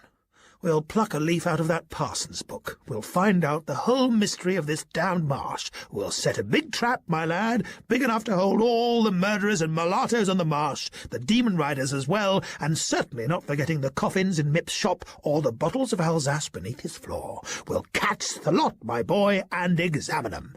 And when we've examined thoroughly, we'll give 'em to old Jack Ketch, who'll hang 'em up to dry. Not a word, my boy, to anyone. Here's a guinea to hold your tongue, and look to hear from me, for I'll need your help tomorrow night." And then the captain rushed out of the door, leaving Jerk alone. Thrusting the precious guinea into his pocket, the boy tucked into the remaining victuals. "Talk about an healthy child, and there he is," said Mrs. Waggetts, entering the parlour with Sexton Mipps. "And eat? Never known nothing like it." "Well, he needs to," chuckled Mipps. "This Jerry Jerk is a man, why, bless you, he's more of a man than some of 'em what's doing a man's work." "That's so," said Mrs. Waggetts, enthusiastically backing the sexton up. "And don't you forget that he owns a bit of land on the marsh, so he's a marsh man proper." "I doesn't forget it," cried Mipps, "and I've been telling certain folk how things were going with Hangman Jerk, and I've made 'em see that, although only a child in regard to age, he ain't no child in his deeds. And so they agreed with me, Mrs. Waggetts, that it'd be unjust not to let him have full marshman's privileges." "And what would they be, Mr. Sexton?" asked Jerry. "You listen, I'll tell you." "And listen well, Jerry," added Mrs. Waggetts, "for what Mr. Mipps is a-going to say will like as not be the making of you." "Jerry," cried the sexton, "you're just one after my own heart. You ought to have lived in my days when I was a lad, gone to sea and get among the interesting gentlemen like I did. Why, you made a man of me, young Jerk. And there was only one man I considered my superior in all the time I sailed them golden seas, and that man was Clegg himself. I served on his ship, you know, Jerk. I was carpenter, master carpenter, mind you, to Clegg, and on Clegg's own ship it were, too. She was called the Imogen. It sounds a high fidaddly sort of name for a pirate ship, but Clegg was a regular gentleman in his tastes. Remember one day seeing him sitting peacefully a-reading of Virgil, and he was reading it in the foreign language what it was first wrote in, so he told me. He couldn't somehow get hold of the fact that benign-looking cove what was reading learned books had, maybe an hour before, strung up a mutineer at the yardarm, or made some cove walk the plank. There was only one man who I ever seed what made Clegg turn a hair, and that was a rascally priest, but then he had devil powers, he had. Ugh. And the sexton relapsed into silence. His listeners watched him and saw him shiver. "Please get on, Mr. Sexton," said Jerry. "I will," said Mipps. "You may wonder now, Jerry Jerk, how it's been possible for an adventurer like I be, or rather was at one time. You may fall to wondering how I came to be a sexton, and to live the dreary life of a villager. Well, I'll tell you now straight out, man to man. I couldn't. I couldn't take the humdrum life." Jerk stared at him. "But you did." "I declare you're a master in the way of pretending," said Mipps, winking. "But now you'll understand all the mystery what I'm a-getting at. I must begin with the Marsh. No one knows better than you that she's a queer sort of a corner, is Romney Marsh. I seen you a-prowling and a-nosing about on her. You smelt out the mystery, and, like a lad of spirit, you wanted to find out the meaning of it all. Very natural. I should have done the same when I was a lad.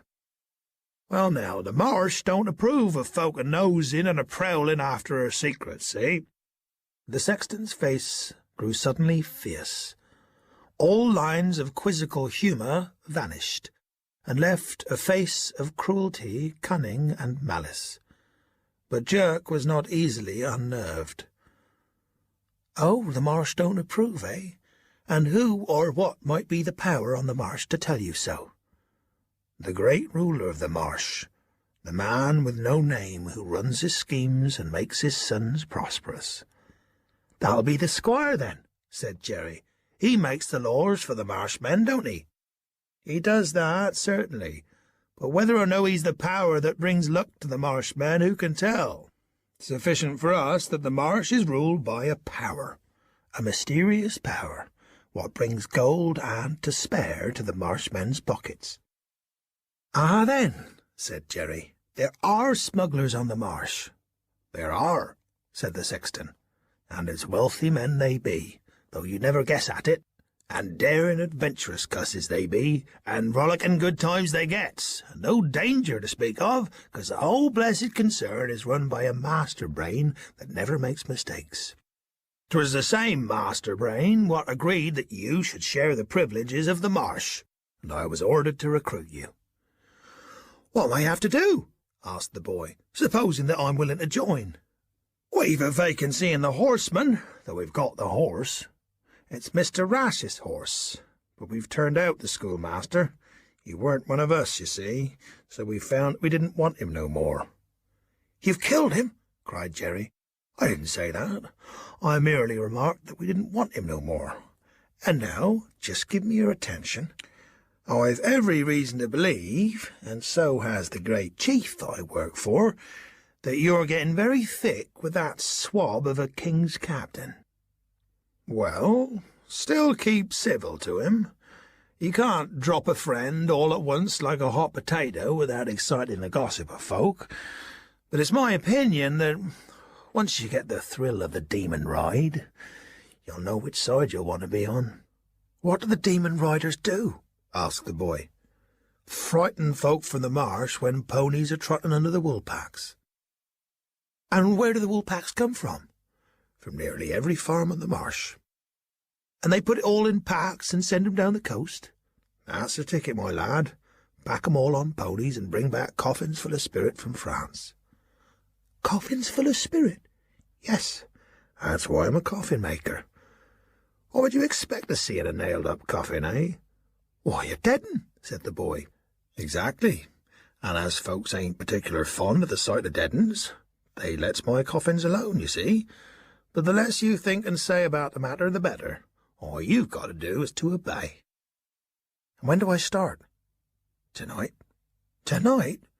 12:30 at Old Tree Cottage." A minute afterwards Mipps was gone, and Jerk was sent by Mrs. Waggetts to polish up the tankards in the parlour. About noon of the same day, Captain Collier found himself in the village, walking past Old Tree Cottage, with its coffin shop facing the street. Attracted by a great noise of hammering, the captain stepped up to the window and glanced in. Rows of coffins lined the walls. In the centre of the shop stood 2 black trestle stools, and upon these funeral relics reposed a large coffin with no lid. Inside this gloomy thing sat Mr. Mipps, hammering lustily upon the coffin sides. The captain pushed open the casement and leant into the room. Mipps stopped when he saw the intruder. "Why, knock me up solid if it ain't a good captain. I take it as a very friendly piece of impertinence that you should come and look me up so unexpected. Had I known of your arrival, I'd have stowed these grisly relics away, for some folks dislike looking at their last dwelling-houses." "You're used to 'em, I suppose, by now?" said the captain. "Oh, yes, I don't mind 'em. Some undertakers has fearful superstitions about coffins. Some won't get in 'em to measure 'em. Lord, I always does, and lies right down inside 'em. I takes a pride in my business, as you might in yours, have done, ever since I was a master carpenter going round the world." "Oh, you've been around the world, have you?" said the captain. "Not once, not twice, but many times." "As a buccaneer?" asked the captain casually. "There you go, suspicious. Can't you mind your manners for 5 minutes? Here we be chatting quite friendly, forgetting our little differences, when you start accusing me of being a Captain Clegg or an England. Do I look like a bold pirate now? Mind you, I don't say as how I didn't come across some of that breed during my travels, and I don't say as how circumstances didn't at times make me work for 'em, but not for long. I held no sort of likes with the likes of them, and though some of 'em had most engaging ways, it was easy to see they was all of them unadulterated sinners. Why, I could tell you some things I've seen." The captain smiled. "When I've an hour or two to spare, you must do so, Master Sexton." And with that he left Mipps to his hammering, and walked out over the marsh. He had taken good stock of that coffin shop whilst Mipps had been talking, and he was putting 2 and 2 together, and the result was 4 black marks against the sexton. Mipps had confessed out of his own mouth to having dealings with buccaneers, and he had probably been hand in glove with the ringleaders. Then the captain had counted no less than 13 coffins, finished ones, with closed lids, in the shop, and he knew that there were only 2 bodies awaiting burial in the place: the doctor, Sennacherib Pepper, and the sailor killed at the vicarage. Therefore, what were the others for? That they were misfits was out of the question, for Mipps was too shrewd a man to make 11 misfits. No, those 11 coffins were designed for other things beside corpses, and the 4th black mark against the sexton was his hypocrisy and ready wit. If any man was interested in the great smuggling scheme of Romney Marsh, he felt that Mipps was the man, the tool of another's brain, another mightier than he. The squire, probably. Dr. Syn, possibly, though he had yet to bring the test to bear upon that enigmatic vicar. But although as yet Dr. Syn was beyond his grasp, Sexton Mipps was within it. If the village was abed by 10 o'clock, the coffin shop was very much alive by half an hour after midnight. Jerk arrived, according to his instructions, and was taken into the house by Mr. Mipps himself. The sexton wore a voluminous riding-coat, and a black mask hid the upper part of his face. But Jerk could see by a glance that Mipps had laid aside his oiliness of manner, his sarcastic wit, and was allowing the real man that was in him to shine forth. As he walked about amongst his men, from room to room and in and out of the coffin shop, there was a mastery in his air. Jerk found himself amongst the jack-o'-lanterns, marsh witches, and the demon riders, who were all preparing themselves as if for a country ride. Fishermen and labourers were arranging themselves in torn rags, and with a few deft touches from the sexton's hand to their faces, marsh witches and demons took their place. "Gentlemen," said Mipps, leading Jerry into this motley throng, "the new recruit. Get your brandy flasks out, my devils, and let's drink to him. Jerry Jerk, his name is, but according to custom, we drops all mention of private names in this business. So, up with your glasses while I rechristen him. And as here's a man what's going sooner or later to be a Jack Ketch, then that's what we'll call him now. Gentlemen, Jack Ketch." Everyone drank to Jerk with much spirit, and Jerk, having been presented with a flask, pledged them in return, and was introduced to them individually: Beelzebub, Belch the Demon, Satan, Cat's Eyes, and so on, until such a vast collection of weird names had been rammed into Jerk's brains that he felt quite overpowered. However, when his own particular uniform was produced for him to don, his interests were re-quickened.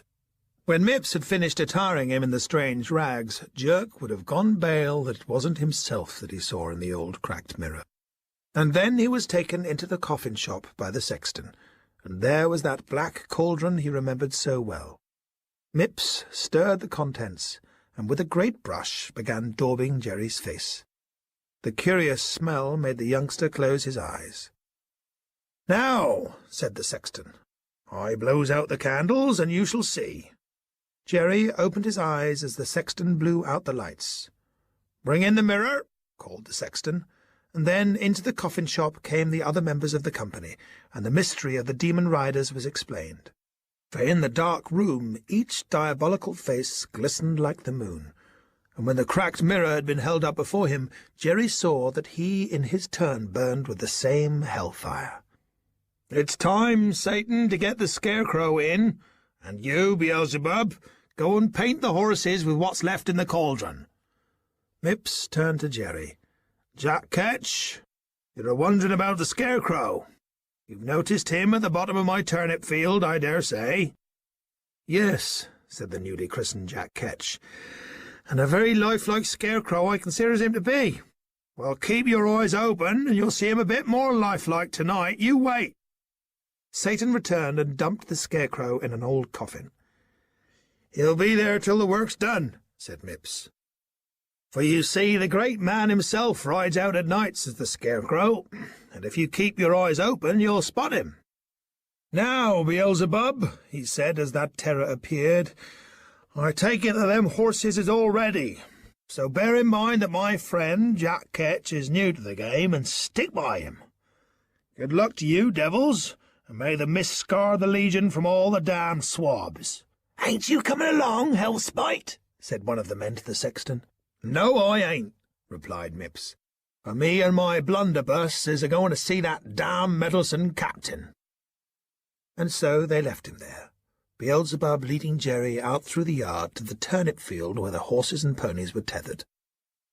It was fortunate for Jerry that he was a good rider and had a knowledge of the marsh, for the cavalcade immediately set out across the fields, breaking into a wild gallop.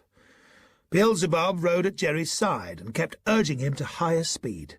It was like a cross-country steeplechase, and the young adventurer was caught in the thrill of it. Thus they traversed the marsh for 6 miles till they reached the high road under Limb Hill. There they drew rein at a spot where 3 roads meet. In the distance Jerry could see a man on a tall grey horse. "That's the scarecrow," whispered Beelzebub. "That's the great man hisself." One of the jack-o'-lanterns went towards this figure, and Jerk saw him salute the scarecrow, who handed him a paper. The youngster then came back and gave the paper to Beelzebub. Jerry instinctively looked down the road to where the scarecrow had been standing, but the horse and rider had disappeared. "Where's he gone?" asked Jerry. "About his business and thine, Jack Ketch," answered the devil. "He's up to some tricks," says the scarecrow, "and by hell he'll need 'em tonight." "Why?" "He's had word passed from Hellspite that the king's men are out." As he was speaking, Beelzebub took Jerry's rein and started off again at the head of the cavalcade. Their way was now along the road where the scarecrow had disappeared, and before long they sighted him again, sitting in the middle of the high road. But this time he was not alone, for behind him there were some 6 men circling around with pack-ponies. Beelzebub approached with his cavalcade, and Jerry was anxious to see if he could recognize the stranger's features. But the nearer he got, the stranger became the figure. If it was anyone that he knew, then it was only the scarecrow in Mip's turnip field, and the voice was not like any voice he could put an owner to, although there was something familiar in it. It was a hard, metallic voice, the voice of a commander. "The king's men are watching the Millhouse farm. So, Beelzebub, you will follow the pack-ponies as usual until we get 1/2 mile from the house. Then you will cut off and decoy them from the rear. If your attack is sudden and fierce, they will have all they can do to defend themselves. That will give the Millhouse farm men time to get their ponies with the others. I will see that they get them away safely, and when you have shaken off the king's men, pick us up again at Littlestone Beach. Understood?" "Understood, Scarecrow." "And," went on the strange man, "you will stick by Jack Ketch as far as possible. Don't let him get into any needless danger.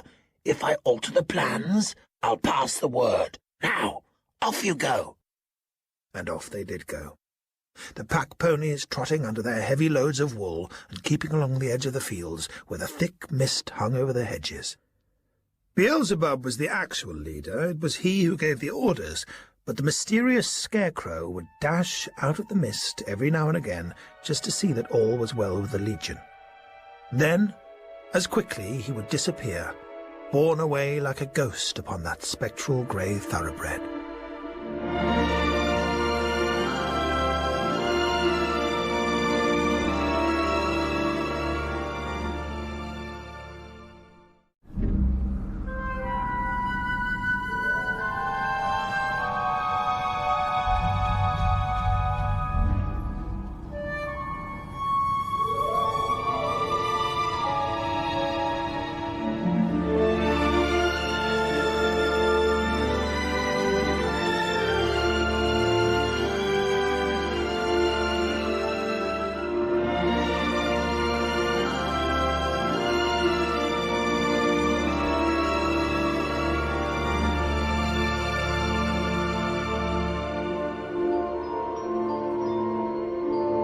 The king's men, commanded by the boatswain, were hiding in the dyke in front of Mill House Farm. They were as still as mice, but they need not have put themselves to such pains, for owing to the extreme vigilance of Sexton Mipps, the smugglers knew exactly where they were. The boatswain heartily wished that Captain Collier had not left him in charge, for after several hours crouched in the dyke he had no easy task in keeping his men from grumbling.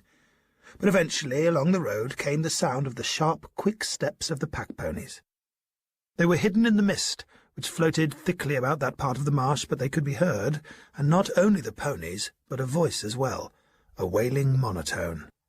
"Listen, all you good king's men who are waiting to shoot us from the damp ditch. We've got your captain here. A blunderbuss is looking at the back of his head.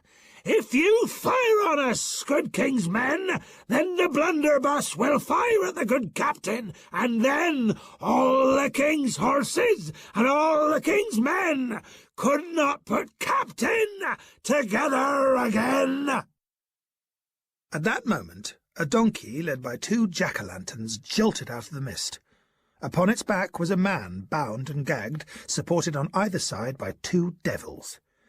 The gagged wretch was the captain, and there, right behind him, was the blunderbuss in question, pointed by a little demon called by his colleagues Hellspite. This group halted at a convenient distance from the sailors in the ditch. The poor boatswain did not know what to do for the best. He knew that had the captain but got the use of his speech, he would have shouted, "Fire and be damned to 'em!" But then the captain had not got the use of his speech.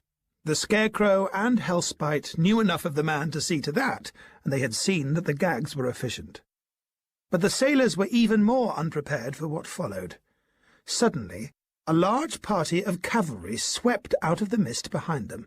Thus they were cut off on both sides, the devils with flaming faces on horses at their back, and in front their captain waiting to meet his own death by the little demon's blunderbuss. Then another rider appeared on the scene. He was tall, thin, and of ungainly countenance, and he rode a light grey thoroughbred. He was the Scarecrow, and all the devils hailed him by that name. Behind him came the pack-ponies, 60 or 70 in all, and on each pony was a wool-pack that would have meant a human neck to the king's hangman, if only Collier were free to do his will. The Scarecrow drew up in the road and watched as several more heavily laden ponies joined the procession. Jerry Jerk heard him give a short order to Beelzebub, and then he galloped away after the pack-ponies towards the coast. The king's men were kept in the ditch for 2 hours longer. Folly to move, folly to fight, for they were outnumbered in men, arms, and wits. Hellspite chuckled and smoked his pipe as he watched them. Suddenly, from across the marsh came the cry of a curlew, repeated 7 times. Hellspite put up his pipe and muttered an order to the two devils by the donkey. Then he addressed the sailors. "Now, good sailors, we'll trouble you for your arms. Pass them up to good Job Mallet, and he shall lay them at my feet." But one seaman lost his head. Considering that all eyes were now upon the boatswain, he leapt from the ditch and made a rush for Hellspite with his naked cutlass. 5 or 6 pistols cracked behind him, and over he fell, face down in the road. "Oh, do keep your heads, you silly king's men!" wailed Hellspite. Again came the cry of the curlew 7 times. "Now then, those weapons!" ordered Hellspite sharply. "And if they don't come along quick, we'll put this captain out of service along with this man here." There was nothing for it but to hand over their arms to the boatswain, who with a bad grace laid them upon the roadway, whence they were picked up by the jack-o'-lanterns. "Now then, my fine fellows," said Hellspite, "we'll plump this here captain on the road. You will pick him up and take him home to bed, for dawn ain't far off, and as the wool packs are safe and away, we'll bid you good repose." While the sailors carried the captain back to the vicarage barn, 3 devils bore away the body of the dead seaman, so that before dawn lit up the marsh, there was no sign of smuggling anywhere upon her. Just as dawn was breaking, Mipps was passing the vicarage when he saw a yellow-faced man creeping along the churchyard wall. As he watched the figure disappear, he muttered, "I wonder if that there thing is real or unreal. I wonder if it did get off that reef. If he did, God help one of us in this here place." It was something of a difficult position that Captain Collier was called upon to face. That he had cut a ridiculous figure no one was more conscious of than himself.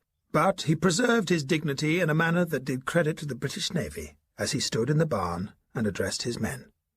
"My men, we've been badly beaten. After I had given the boatswain orders of the night's plan, I went out to verify some suspicions I had formed about certain folk upon the marsh. I was congratulating myself on how well I was succeeding, when I walked into a very clever trap.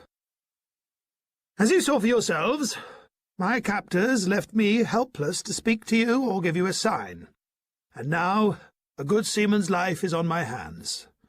Brave Will Rudrum, who was shot dead on the road. But I intend to avenge poor Rudrum's death, and for this purpose I will take you all into my confidence. Firstly, we are not a strong enough body to cope with these marsh men. I shall therefore demand reinforcements. There are redcoats at Dover and seamen at Rye. Also, at Rye, there is a wise man, an attorney at law. He will meet me this very day at the Ship Inn, and will undertake all the legal points with regard to the arrests which I intend to make. This corner of England is a very hotbed of enemies to the government. Boatswain, serve out an extra allowance of rum at once, for we must drink together." The rum was served, and the captain raised his pannikin. "To the swift avenging of poor Will Rudrum." The toast was drunk, and then the boatswain led 3 cheers for the captain, 3 cheers which echoed out across the marsh and made many a smuggler turn in his bed uneasily. At 10 o'clock that morning, a coach rolled up to the door of the Ship Inn, and a man, introducing himself as Anthony Wiley, attorney at law from Rye, stepped out. He was attired in a bottle-green coat and black satin breeches. The captain received him at the door of the inn and conducted him into the privacy of his bedchamber. There he unburdened his mind to the lawyer, stating all his suspicions. By the end of the morning the lawyer returned by coach to Rye, with orders to the governor of the castle to prepare accommodation for a large number of prisoners. But, strange to relate, that lawyer in the bottle green never reached Rye, for his coach stopped at a certain farmhouse beyond Romney. Here he alighted to make room for another lawyer, a real lawyer, who had left Rye that very morning to consult with Captain Collier at the Ship Inn. This lawyer had never arrived at Dymchurch, for at a lonely spot outside Romney a group of men had awaited the arrival of his coach. The lawyer was gagged and blindfolded and removed to a nearby barn. The coach then proceeded to Dymchurch with another lawyer, a man in a bottle-green coat. The blindfolded lawyer had been scared out of all knowledge, especially by the sound of a certain man's voice known as the Scarecrow, who told him that his life would be in danger if he breathed a word of what had happened. So, with the exception of telling the awful experience to his wife, Anthony Wiley, attorney at law, held his tongue, thankful that the rascals had let him off so easily. So the affair passed unheeded by the public, and the gentleman in the bottle green, having changed his clothes, might that very afternoon have been seen going towards the church at Dymchurch. Down into the crypt he went, and there, aided by 2 other men, worked out certain accounts. Sexton Mipps and the gentleman who had worn the bottle green coat then unlocked an old chest and took out certain money-bags, which they emptied on the table. The 3rd gentleman, whom they addressed as the Scarecrow, helped them to sort the coin, French and English, and then, referring to a list of names, the 3 managers of the secret bank portioned out their servants' wages. When this was accomplished, the fake lawyer presented his account, which was promptly paid in guineas, and left them, saying he was sorry that it was the last time he would draw so many Georges from the bank. "Yes, the bank closes accounts today," said the Scarecrow, "though perhaps some day we shall open it again. Who knows?" "Let's hope so," said the gentleman. "Good-bye." And he was gone, Mipps locking the door behind him. "It's all right to a penny," said the Scarecrow. "Hooray, I calls it," chuckled Sexton Mipps, rubbing his hands together. "I'll get this coinage nailed up in a coffin and sent to Calais. And old what's-his-name, what's just left, has arranged with the Calais people to get it transferred to the Bank of Leon. So you can get it yourself from Marseille, can't you?" "Yes, we're all square now. Mother Wackets I've settled with, and Imogen gets the iron-bound casket. But it's time I was off. I've got to see the squire before nightfall." "And I've a gentleman to visit too," said Mipps. "Who's that?" asked the Scarecrow. "Dr. Syn, the worthy vicar," replied Mipps, winking, at which the Scarecrow laughed and went out of the crypt. "Do you mean to say that you are going to leave Dymchurch?" The squire was positively angry, a thing he had never been with Dr. Syn in all the years he had known him. "You are undoubtedly pulling my leg, Christopher." "I'm afraid not, my good friend. I'm afraid that for once in my life I am most dreadfully in earnest." "Is it something I've done? Do you want your stipend raised?" "Damn me, I'll treble the blessed thing if it's that." "Oh, I know, it's that scamp Dennis who's at the bottom of it. He never took to his books and never will. I'll give the young puppy a shaking up. Why, do you know that the cool-faced young malefactor announced the other day in the most insolent manner that he was going to marry the girl from the inn? He announced to me, sir, in the most condescending tones, that he thought I ran a very good chance of having that girl Imogen for my daughter-in-law. You know, Imogen, who serves at the Ship Inn. Why, the girl's the daughter of a common pirate, that scoundrel Clegg, who was hanged at Rye. Isn't she now? And she's to be my daughter-in-law. Now, Christopher, what the devil would you do if you had a son like that to deal with?" The squire paused for breath, and Dr. Syn, who had been trying to get a word in edgeways, replied, "Well, sir, I should candidly confess that my son was a lucky dog if he succeeded in getting her. But Dennis will marry position, sir, money, sir, and if beauty comes with it, well then beauty, sir, and all the better for my son. But Imogen possesses all those requirements, Tony. Rich she is, and very rich, though she doesn't know it. Her mother was a lady, and descended from an Incan princess. Well, I'm none too sure that I should care for my son to marry an inn girl, though she were the daughter of Croesus himself. My dear Tony, calm yourself, I beg. As an inn girl, I admit Imogen is below Dennis as regards position. But as an Incan princess, why, my friend, she is as far superior to the Cobtrees of the courthouse as is the reigning house of England." The squire gasped and said nothing. "And it's for the fortunes of Imogen that I must leave you," went on the cleric. "That is, leave you for a time, you understand? For although I shall bestow upon her certain things of value that I hold as her guardian, the bulk of her fortune has been lying idle. But now that she is growing into womanhood, it is high time I fulfilled my duties and looked after her money for her." "Then she's your adopted child, is she?" "Well, in a sense," replied the doctor. "When that rascal Clegg died, he actually paid me a good sum of money to see that his daughter was provided for. And, of course, I've kept that money for her till she came to years of discretion. He also told me where England's treasure was buried, and that's what I'm off to get." "England's treasure? What's that?" asked the amazed squire. Clegg was a partner of England, the notorious pirate. It is said that he killed England in a quarrel, though nothing was proved of it. Anyhow, Clegg was the only man who knew of the hiding-place, and at his death he imparted the secret to me. "God bless my soul," said the squire. "And do you mean to say that you've kept the secret all this time, and not fitted out a ship and gone to lift it?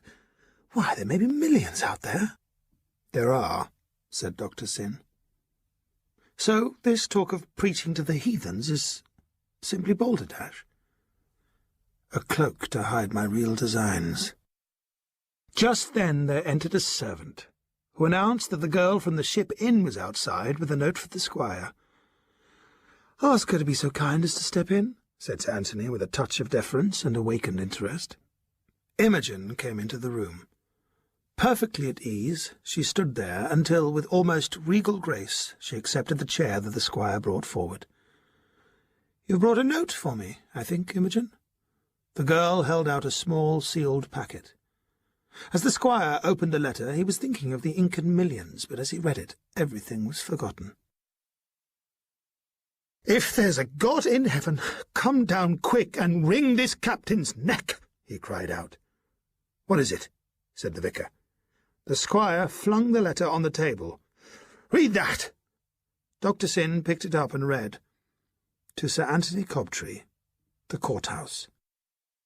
Sir, I beg to inform you, on behalf of the British Admiralty, that Mr. Rash, the Dymchurch schoolmaster, has disappeared. I feel convinced that there is somebody in power who is organising Romney Marsh for his own ends. Somebody is running wool to France, and from the clever organisation of these runs I know that some powerful brain is directing affairs. As leveller of the Marsh Scots, you were in a safe place to control such a scheme, and so I have taken a strong measure and placed your son, Mr. Dennis Cobtree, in the hands of a press-gang at Rye. If the body of the unfortunate schoolmaster, dead or alive, is not produced before me within 24 hours, the press-gang will ship your son to sea. Signed, Captain Howard Collier, Coast Agent and Commissioner." "Now what am I to do?" cried the squire. "Press-gang at Rye? 24 hours? How the devil should I know where that flabby-faced schoolmaster has got to?" Dr. Syn then briefly related the boatswain's story of Rash's disappearance, which the squire listened to impatiently. "Well, sir, as far as the schoolmaster's concerned, I don't mind if he's roasting on Lucifer's spit, for I dislike the man. But when his disappearance concerns the safety of my son, my God, he's got to put in an appearance and be quick about it." Imogen had been listening, and at this point she stood up and looked at the squire. "I will undertake to find your son for you, and the schoolmaster too." Without waiting for a reply, she quickly passed out of the room. What can we do?" stammered the squire. "I should find that mulatto and hang him." "But I don't care a fig about finding him." "You must," persisted the cleric, "for he is the cause of the trouble. Find that mulatto, and leave the rest to Imogen. She has spoken, and you may be sure she'll keep her word. But find that mulatto." Jerk was kept busy all day at the Ship Inn, for Imogen had left her post. He was annoyed about this, for he was unable to visit his estate upon the marsh and view his gallows. Not content with an empty scaffold, he had gone out the night before and collected 2 great sackfuls of dried sticks and sand, which, with the help of a few tightly knotted lengths of twine, he had converted into the semblance of a man, and this same dummy he had hanged from the rusty chain. It had looked splendid, swinging there with the mist wrapped around its feet. But impatient as he was to see the fruits of his labour, impatient he had to remain, for Mrs. Waggetts did not release him till nightfall. He was just leaving the inn yard when he noticed Imogen coming to meet him. "Jerry, who put that gallows on your plot of land?"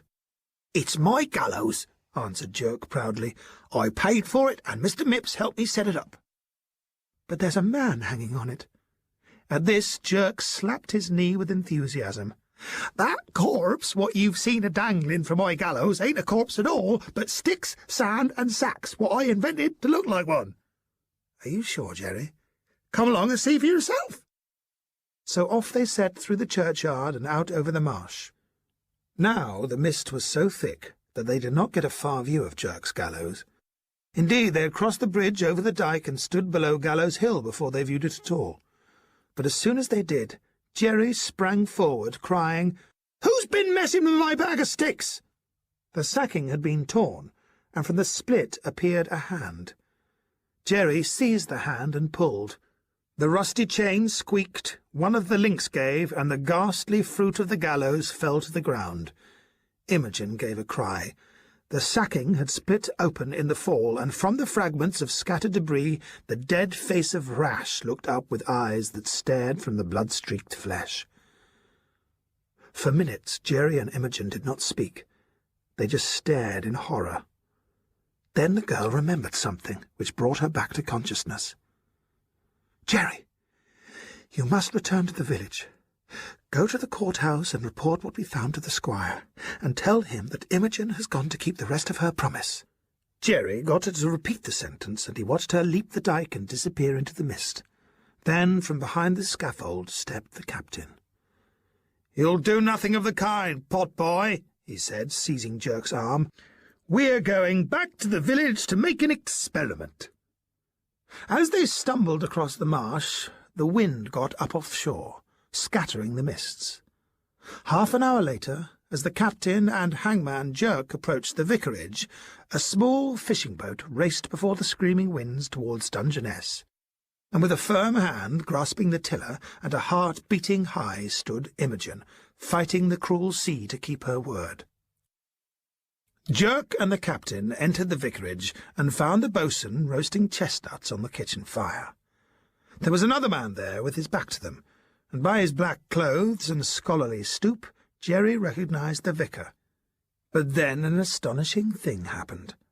The man turned around, and Jerry saw that it was Morgan Walters, dressed in a clerical suit, and not Dr. Syn at all.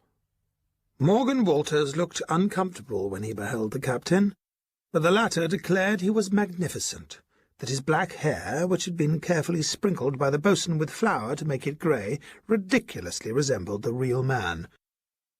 "Now remember, Walters," the captain said, "there's no danger in this if you do exactly as I told you, but you will have to be spry." "If he sticks me, then I deserve to be struck," replied the sailor. Thus began the captain's experiment, and in spite of its tragic purpose, a humorous game it was. The bo'sun, whistle in mouth, was hidden in the little front garden.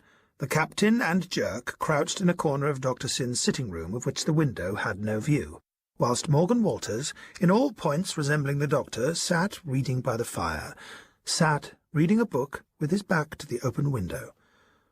For a whole hour he had to wait, an hour which seemed a lifetime. Then the happenings were swift and terrible. A shrill whistle sounded from the garden. Down went Morgan Walters' head, and with a thud which split the wall-plaster, a great harpoon trembled in the wall above the settle. "Gone!" shouted the bo'sun, and he immediately tumbled through the window, closing the shutters behind him. "Well, sir," said Morgan Walters, "it wasn't the ducking I minded, but the waiting wasn't pleasant." "You did well, my man. And now, pot-boy, after that little experiment, I'll know how to proceed, how to prescribe like an apothecary. As it's Sunday tomorrow, we'll get back to the Ship Inn, bo'sun. You can light us there, whilst Morgan Walters can change his clothes and get back to the barn." So they left him there, the bo'sun stepping before the captain and Jerk with a lantern.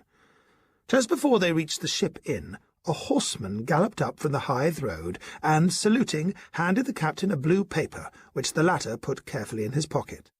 Then he and the bo'sun went into the parlour, and Jerk went home to bed.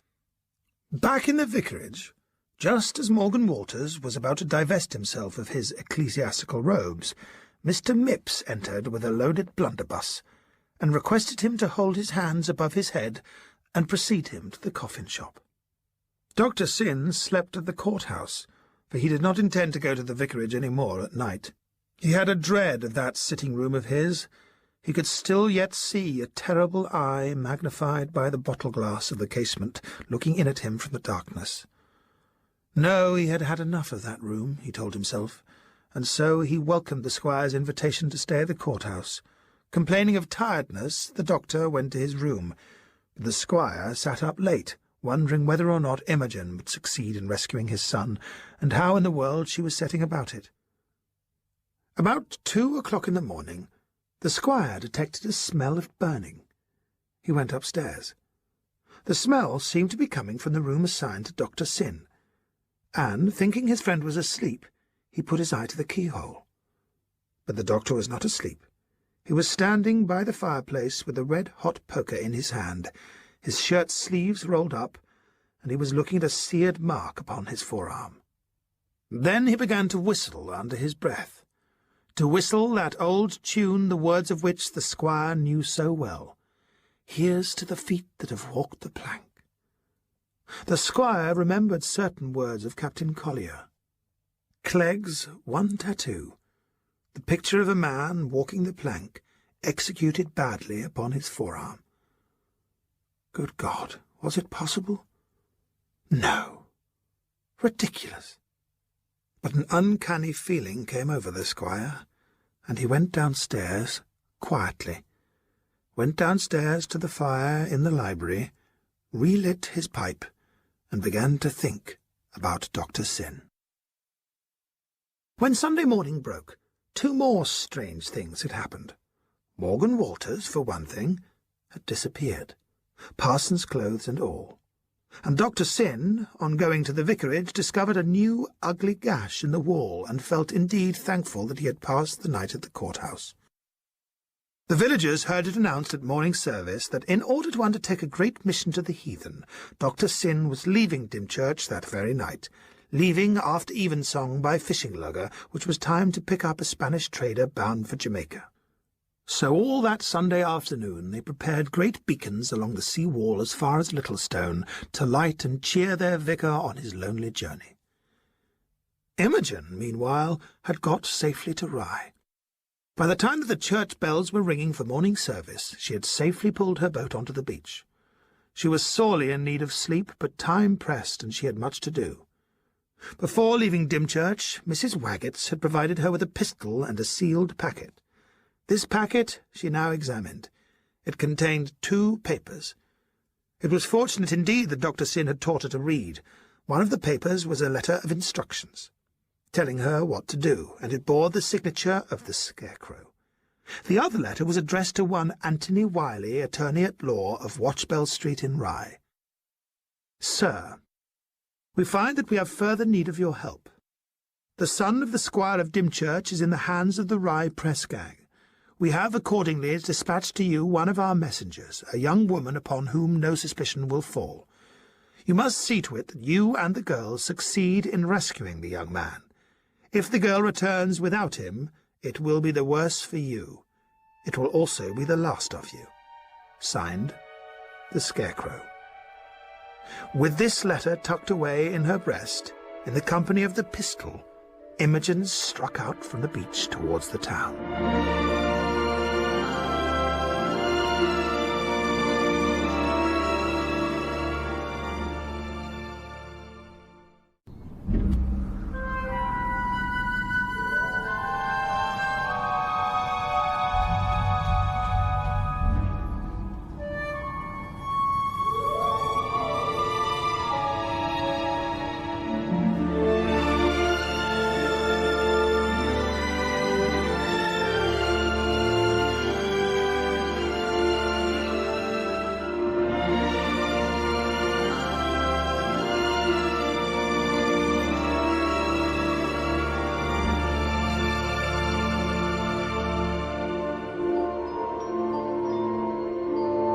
Mr. and Mrs. Wiley were returning from church when they met Imogen outside their front door.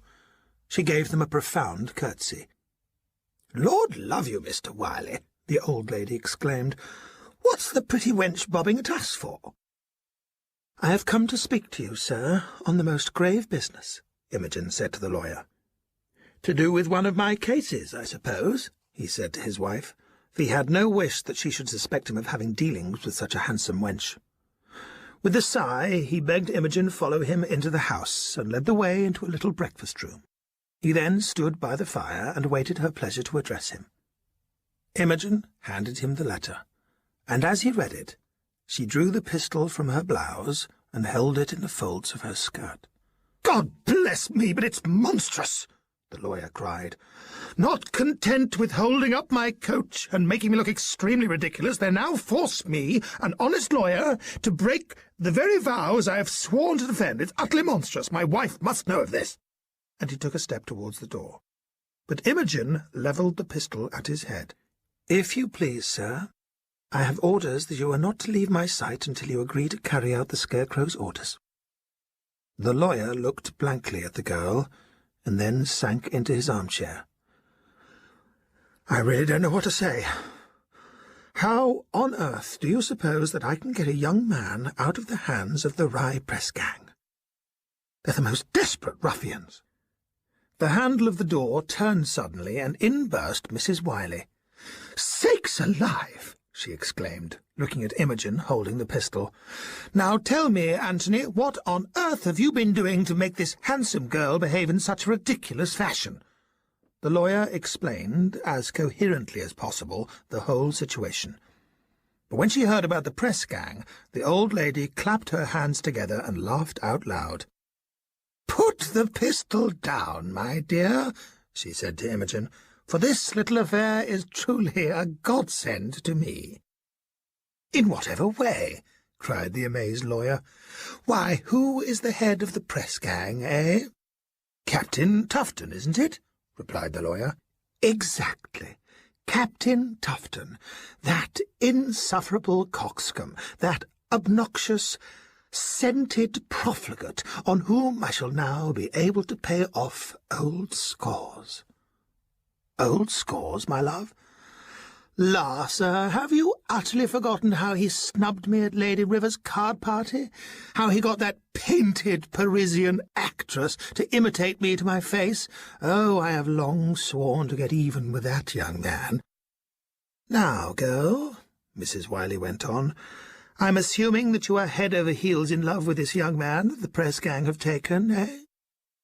"I love him, and I will do anything to save him," said Imogen. "Good. Now come with me." Out of the room they went, and up the stairs to a little bedroom. "Now this room is for you, my dear, for my handsome niece from India. You understand? You can change your clothes and get into some pretty frock. I must explain that I have been married twice, and by my first marriage I had a daughter, a beautiful daughter. This was years ago, of course, but she was about your age. What is your age, my dear?" "About 16, I think," said Imogen. "Ah, well, my daughter was just 19 when she died," went on the old lady. "She was all I had in the world, for her father had died when she was a baby. I spent a good deal of money upon pretty frocks for her, and every one of them I have kept. In these chests and cupboard here I have everything that reminds me of my darling. See?" From these sacred treasures the old lady made selections, and by the time the gong had sounded for dinner, instead of the handsome fisher girl, there sat before the mirror a beautiful young girl in a gown of country splendour with jewels at her neck. Had Imogen been in reality the old lady's daughter, she could not have been shown more love and attention. And over dinner Mrs. Wiley unfolded her campaign for the rescue of young Dennis. Captain Tufton was in the act of sprinkling his lace handkerchief with the scent that Mrs. Wiley found so obnoxious, when his valet entered the room with a note. "Good Lord," said the captain as he opened it, "if it isn't from that she-dragon herself, Mrs. Wiley. She wishes to let bygones be bygones, and hopes that I will bury all past differences by partaking of an hour's hospitality at her house this afternoon. She also states that she has a wealthy niece, but just returned from India, and that she desires the girl to have the privilege of meeting the cream of the Rye bachelors. My dear fellow, I've never heard of such unblushing matchmaking. Still, I suppose we must expect it in this God-forsaken little hole, where the available bachelors are few indeed." The captain could certainly not complain of his reception. for Mrs. Wiley seemed to bask in the sunshine of his glory. As for Imogen, she had the speedy satisfaction of knowing that her appearance had caused havoc in the heart of the lady-killer. "My heart is too large for my tunic," he declared to Mrs. Wiley. "It was an empty shell this morning, I confess, but the beauty of your niece has filled that poor receptacle and made it swell with deep emotion." Mrs. Wiley tittered and said to Imogen, "You must not take for gospel what the captain says, my dear, for soldiers are not to be trusted. They can appear the most gentle of creatures, but their pockets are stuffed to bursting point with weapons." "La, madam, you are mistaken, upon my soul. We leave our weapons to our orderlies. When I walk abroad, I rely entirely for my personal safety upon my tasselled cane."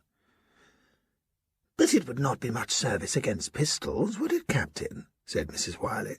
"Perhaps not, madam, but who'd want to put a pistol to my head?" "But you have enemies, surely, Captain, for are you not in charge of the press gang?" "Yes, and a poor job it is for an officer. But if young men won't join the Navy, well, we have to make 'em. You cannot get a thing done for love. You must get it done by force. Do you follow me?" "Perfectly, my dear Captain," said Mrs. Wiley. "That little maxim of yours is admirable, I declare, and we shall put it to most instant practice." Thereupon the old lady pointed a pistol at the captain's head. "And it is most fortunate, I vow, that your tasselled cane is in the hall." The captain turned to Imogen, only to discover that she also held a pistol to his head. "What is the cause of this terrible behaviour?" he stammered. "You are going to pay your debts, my dear Captain," said the old lady. "You made me a laughing-stock in public. Well, I am now going to return the compliment, and heaven shield you from the scorn of your brother officers and the greedy wits of the neighbourhood.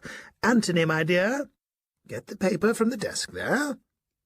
The lawyer went behind the captain to the desk. The captain made a move towards Mrs. Wiley. "Stay where you are, Captain," she ordered, "or I'll fire." "You wouldn't dare."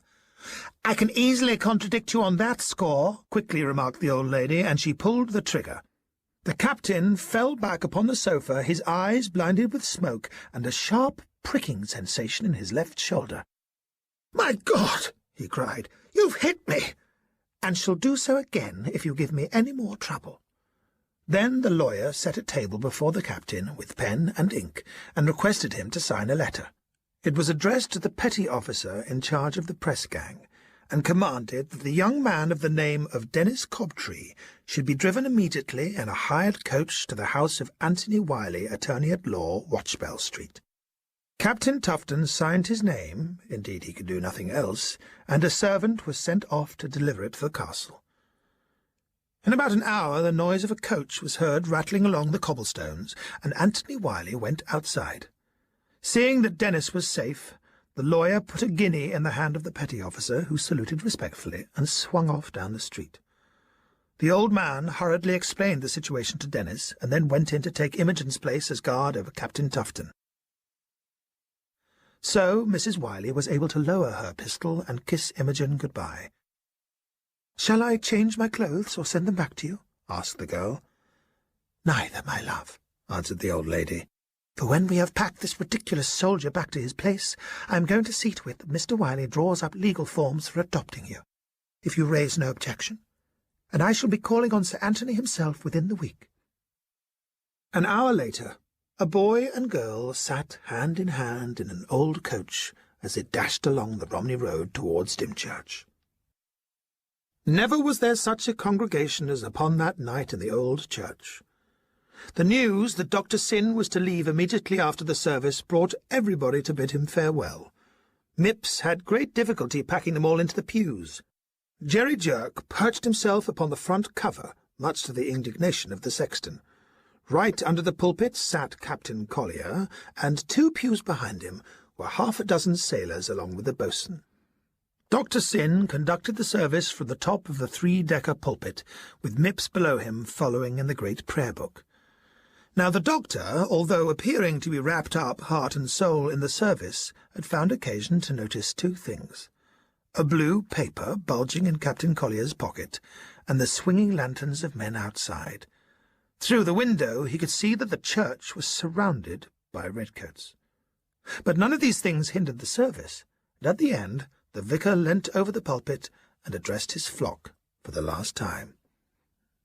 "My friends," he began, "this is surely no occasion for a theological discourse. I am leaving you tonight. As I announced this morning, I am going on a mission to preach in far-off lands to poor, ignorant brethren. Upon an occasion of this sort, perhaps it is expected that I should sum up the poor results of my work amongst you. As your parson, I have tried to do my duty, and, I fear, have in great measure failed. There was much poverty and wretchedness when I first came amongst you. This, I believe, has been greatly alleviated, but the man who brought that about was not your vicar. No. That was the work of another man, a man of whom I would speak. For you all know that one man has risked his life and reputation in organizing a great scheme of benefit to the Marsh men. You all know of what scheme I am speaking, but few, if any, guess to what man you are indebted. There was a man hanged at Rye, whose name was Clegg." "Clegg was never hanged at Rye!" The great Bible skimmed over the side of the pulpit and struck Captain Collier's hand before he could utter another word, and his pistol clattered to the stone floor. So suddenly had this happened that the congregation merely heard the interruption, and then there was Dr. Syn leaning over the pulpit with a long, brass-bound pistol in each hand. And there was also Mr. Mipps pointing a great blunderbuss at the captain's head. The doctor continued his sermon as if nothing had happened. "There was a man hanged at Rye. His name was Clegg. So it was always believed. But the real Clegg was never hanged at Rye. Never hanged at all. But he was present to read the prayers over the man he got to take his place. You see, my dear brethren, it was all so ridiculously simple.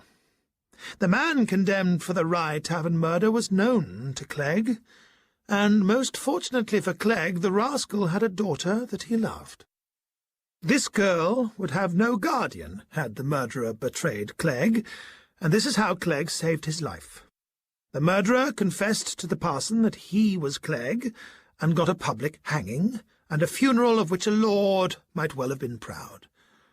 And the joke of it all was that the parson, who was exhorting the poor fellow to repent till his body jangled in the chains, could hardly keep back his laughter. The idea of Clegg, the notorious pirate, being a country parson had, of course, never occurred to anyone. Funny it certainly was, although there were only two to enjoy the joke, myself and my friend on the gallows. Funny the end was then, funnier the end will be now, for our good friend, Captain Collier, having come down here to discover the ringleader of the wool-running business, brought with him a man, a murderous rascal who was marooned many years ago. I marooned that man. He was a Cuban priest, and a very dangerous practitioner of black magic, and as I didn't choose to have such Satan's tricks aboard my God-fearing vessel, I left him on a reef. How the man got off the reef, I know not, for it was a thing impossible for a mortal. But get off he did. It must have been by some hell's trick that he managed it. To get him caught, I forced Mr. Rash, our former schoolmaster, to commit murder upon Sennacherib Pepper, who was seeing more upon the marsh than was altogether healthy for him. But when Rash began thinking of King's evidence, I had to see that he was removed by the marsh witches.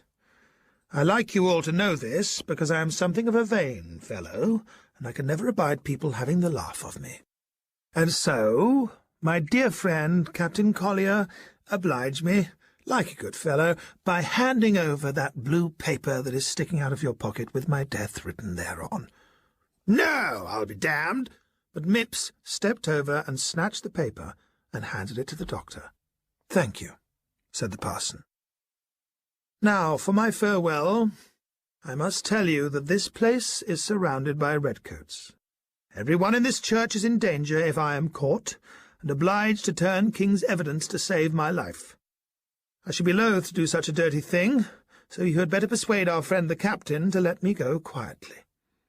Dr. Syn deliberately thrust both his pistols beneath his black gown. At the same moment, the captain sprang at the pulpit, but was knocked over with a violent blow from the brass candlestick that Dr. Syn had snatched from the socket. The sailors clambered out of their pews, but were met with a volley of hymn-books and hassocks from the salts in the choir. One or two pistols flashed, and in a second the entire church was a writhing, fighting mass of men. The women screamed, and were trodden down as the redcoats entered the west door and forced their way over the upturned benches in the aisles. It took the redcoats a quarter of an hour to restore order, and by then Mr. Mipps and Dr. Syn had disappeared. But although Collier was very badly cut, he was confident, for the church had been surrounded, so he knew the miscreants couldn't escape.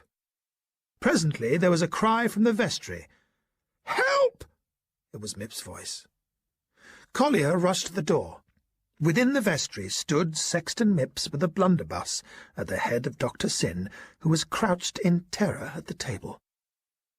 "So you've turned king's evidence after all, have you, Sexton?" "Ain't you a-going to take him?" said Mipps. Captain Collier obeyed the sexton and cried, "Clegg, I arrest you in the name of the king," and coming forward, he laid his hand upon the doctor's shoulder. But the doctor did not move. The captain put his hand upon his head, and his hand was covered with something white. "My God!" he cried. "He's nailed to the table. It's not Syn. It's Morgan Walters. Where's that damned sexton?" But the sexton had disappeared, and Clegg had gone, and there, with 3 nails, one through the neck and one through each arm, driven right into the table, lay the theatrical figure of Morgan Walters, in all points resembling Dr. Syn. The redcoats had a bad time, as a great fight was put up by the men of Dymchurch. Dr. Syn's popularity had gone up at a bound. That the greatest pirate hung should have unhanged himself upon the pulpit was indeed a colossal piece of impudence, and calculated to appeal to the innermost hearts of the Dymchurch folk. And the cleric's escape was assured, for Dr. Syn could give evidence to hang them all, and although they thought he was sportsman enough to hold his tongue if it came to a crisis, they didn't like to risk it. Clegg had been utterly ruthless towards his foes, so they put up a fight, and a sharp fight it was. Meantime, a lugger was trying to catch the breeze and get out of the bay to the open sea. But the wind had failed, and the sailors pulled away with the oars. Then some fool lit one of the beacons on the shore. Others followed suit, and the flames shot up all along the wall to Littlestone. The king's men launched the preventor's cutter and set to chasing the lugger. They were not long in swinging alongside, and Collier clambered aboard with 3 men armed with pistols and cutlasses. Outside the door of the cabin sat Sexton Mipps with his blunderbuss lying across his knees. He appeared calm, and was enjoying his pipe. "Good evening, Captain. Coming out fishing with us?" "Lay that blunderbuss on the deck," ordered the captain, "and step aboard the cutter." Mipps pulled desperately at his pipe, and sent over his lap a heavy cloud of smoke. Under cover of this, his fingers were stealing towards the trigger of the blunderbuss. There were 3 pistols pointing at him from the king's men, but if he was shot, he intended to take the captain with him. "You've one chance of saving yourself," went on the captain. "Tell me where Dr. Syn is, and I'll give you 24 hours to make yourself scarce." "Thank you kindly, Captain, but I ain't no wish to make myself scarce. I'm quite happy where I am." Just then there was a noise below of singing. "He's in the cabin!" the captain shouted. "If he's there," replied the sexton, "I wouldn't advise you to go in. He's in song tonight, and when Clegg's in song, you can take it from me that he's in a devil of a mood." And from the cabin came, Ho, here's to the feet that have walked the plank, yo-ho for the dead man's throttle! And then the words were uttered in a drunken voice, the voice of a drunkard in terror. It's the drink. There's nobody there. It's a shadow. Nothing but a shadow. It's a shadow risen from hell to mock me, I say. He couldn't have got off that reef. But I can hear the surf breaking into the lagoon. There, listen, there. Hark him, cursing. It's no use. Tell him. The breeze, thank God. Oh, we're slipping away. Faster, faster. The reef is sinking into the deep sea. The maroon scoundrel, the damn mulatto. He can't throw a harpoon from there. He can't. He's dead already. Cram on the canvas. But there's something following the ship. What a horrible face it has. My God. It's yellow. Horrible.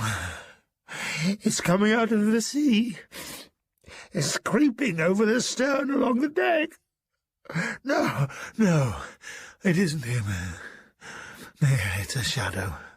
A damn silly shadow. Where's the rum? Mebs, you little pirate. Where's the rum? And here's to the corpses afloat in the tank, and the dead man's teeth in the bottle. The song turned to a scream of agony. There was the noise of a soul-sickening thud, and something leapt through the cabin door, tumbling Mr. Mipps over in a heap. The 3 pistols of the king's men flashed, another scream tore the air, and a tall figure sprang high into the night and disappeared into the sea. "It's Syn!" shouted one of the king's men. "And we've shot the sexton too!" cried another, for Mipps lay flat upon the deck. Collier rushed into the cabin. "Bring a light!" he shouted. On one side of the cabin was a heavy table. Face down upon it was Dr. Syn. "My God!" cried the captain. "Look at the face!" The dead face pressed upon the table was indeed a face of horror, for driven through the neck was Clegg's harpoon. "Then who did we shoot outside?" said one of the seamen. "The mulatto," replied the captain. "He has been here before us." "Then we shot the mulatto, sir?" "You shot the sexton," cut in the captain. "But for the mulatto, well, it's my honest opinion that— There, that sort of thing is beyond us, sailor." He turned to one of his men. "Get a piece of sailcloth from the deck, and we'll stitch this body up. I'm not going to take him ashore. It might cause a fresh outcry among the people. Besides, I've no desire to hang him in chains. If ever a man deserved to be buried at sea, Clegg did, for, rascal though he was a wonderful seaman. So a seaman's grave he'll have, or I'm no sailor." Suddenly there was a cry from the man who had gone in search of the sailcloth. "What is it?" "The sexton, Captain! He's not dead!" "Will he live to hang?" "He ain't here, sir! He's gone!" So they had not shot the sexton. Mipps, who had not been touched by the 3 bullets, had bided an opportunity and let himself quietly over the side away from the cutter and struck out through the water for the shore. They searched for him, and the mulatto's body as well, to no avail, and the horrible corpse of Dr. Syn was buried that night at sea by the captain's orders. The next week came war with France. Captain Collier was recalled from Dymchurch with his men, and he was one of the first to fall under Nelson's command. His death was the saving of many necks in Dymchurch, for he had found out everything about the smuggling. With the death of Dr. Syn came the death of the wool-running. Sir Anthony discovered in the vicarage a sea-chest full of valuables which Clegg had obviously amassed in the southern seas, A bar of gold and a wonderful ruby were sufficient in themselves to create a comfortable fortune, and, as the doctor had left a will leaving everything to Imogen, Sir Anthony kept the matter to himself, for he was afraid that the wealth would drift to the crown by law. So, eventually, Dennis married the daughter of the Incan princess, and the adopted daughter of Mrs. Wiley of Rye. And though Sir Anthony could never prove Imogen's origin, he would never admit even to himself that most probably Dr. Syn had been romancing. Although Dr. Syn was succeeded by more righteous vicars, none were so popular, and he was never forgotten by those who knew him, and it would bring tears to the eyes did anyone chance to sing his old capstan song. Oh, here's to the feet what have walked the plank, yo-ho for the dead man's throttle, and here's to the corpses afloat in the tank, and the dead man's teeth in the bottle. Off the Malay Peninsula lies the island of Penang. Upon a mountain, overlooking the sea, stands an ancient Chinese monastery. Every evening, when dusk falls, and when English sextons go to ring evensong, an odd little man repairs to the great pool where the sacred turtles live to enjoy a pipe of opium, and there he delights his colleagues with horrific tales of demons and ghosts that inhabit the old parts of Britain. All the priests in that far-off place know of Romney Marsh by reputation, and they would never go to England for fear of it. But if a traveller from Kent ever reached that monastery, he might recognise the Dymchurch sexton, Mr. Mipps. What's he doing there? How did he get there? How long will he stay? Who knows? Perhaps the ancient fellow has still unfulfilled ambitions, but it is pretty certain that Dymchurch under the wall will see him no more.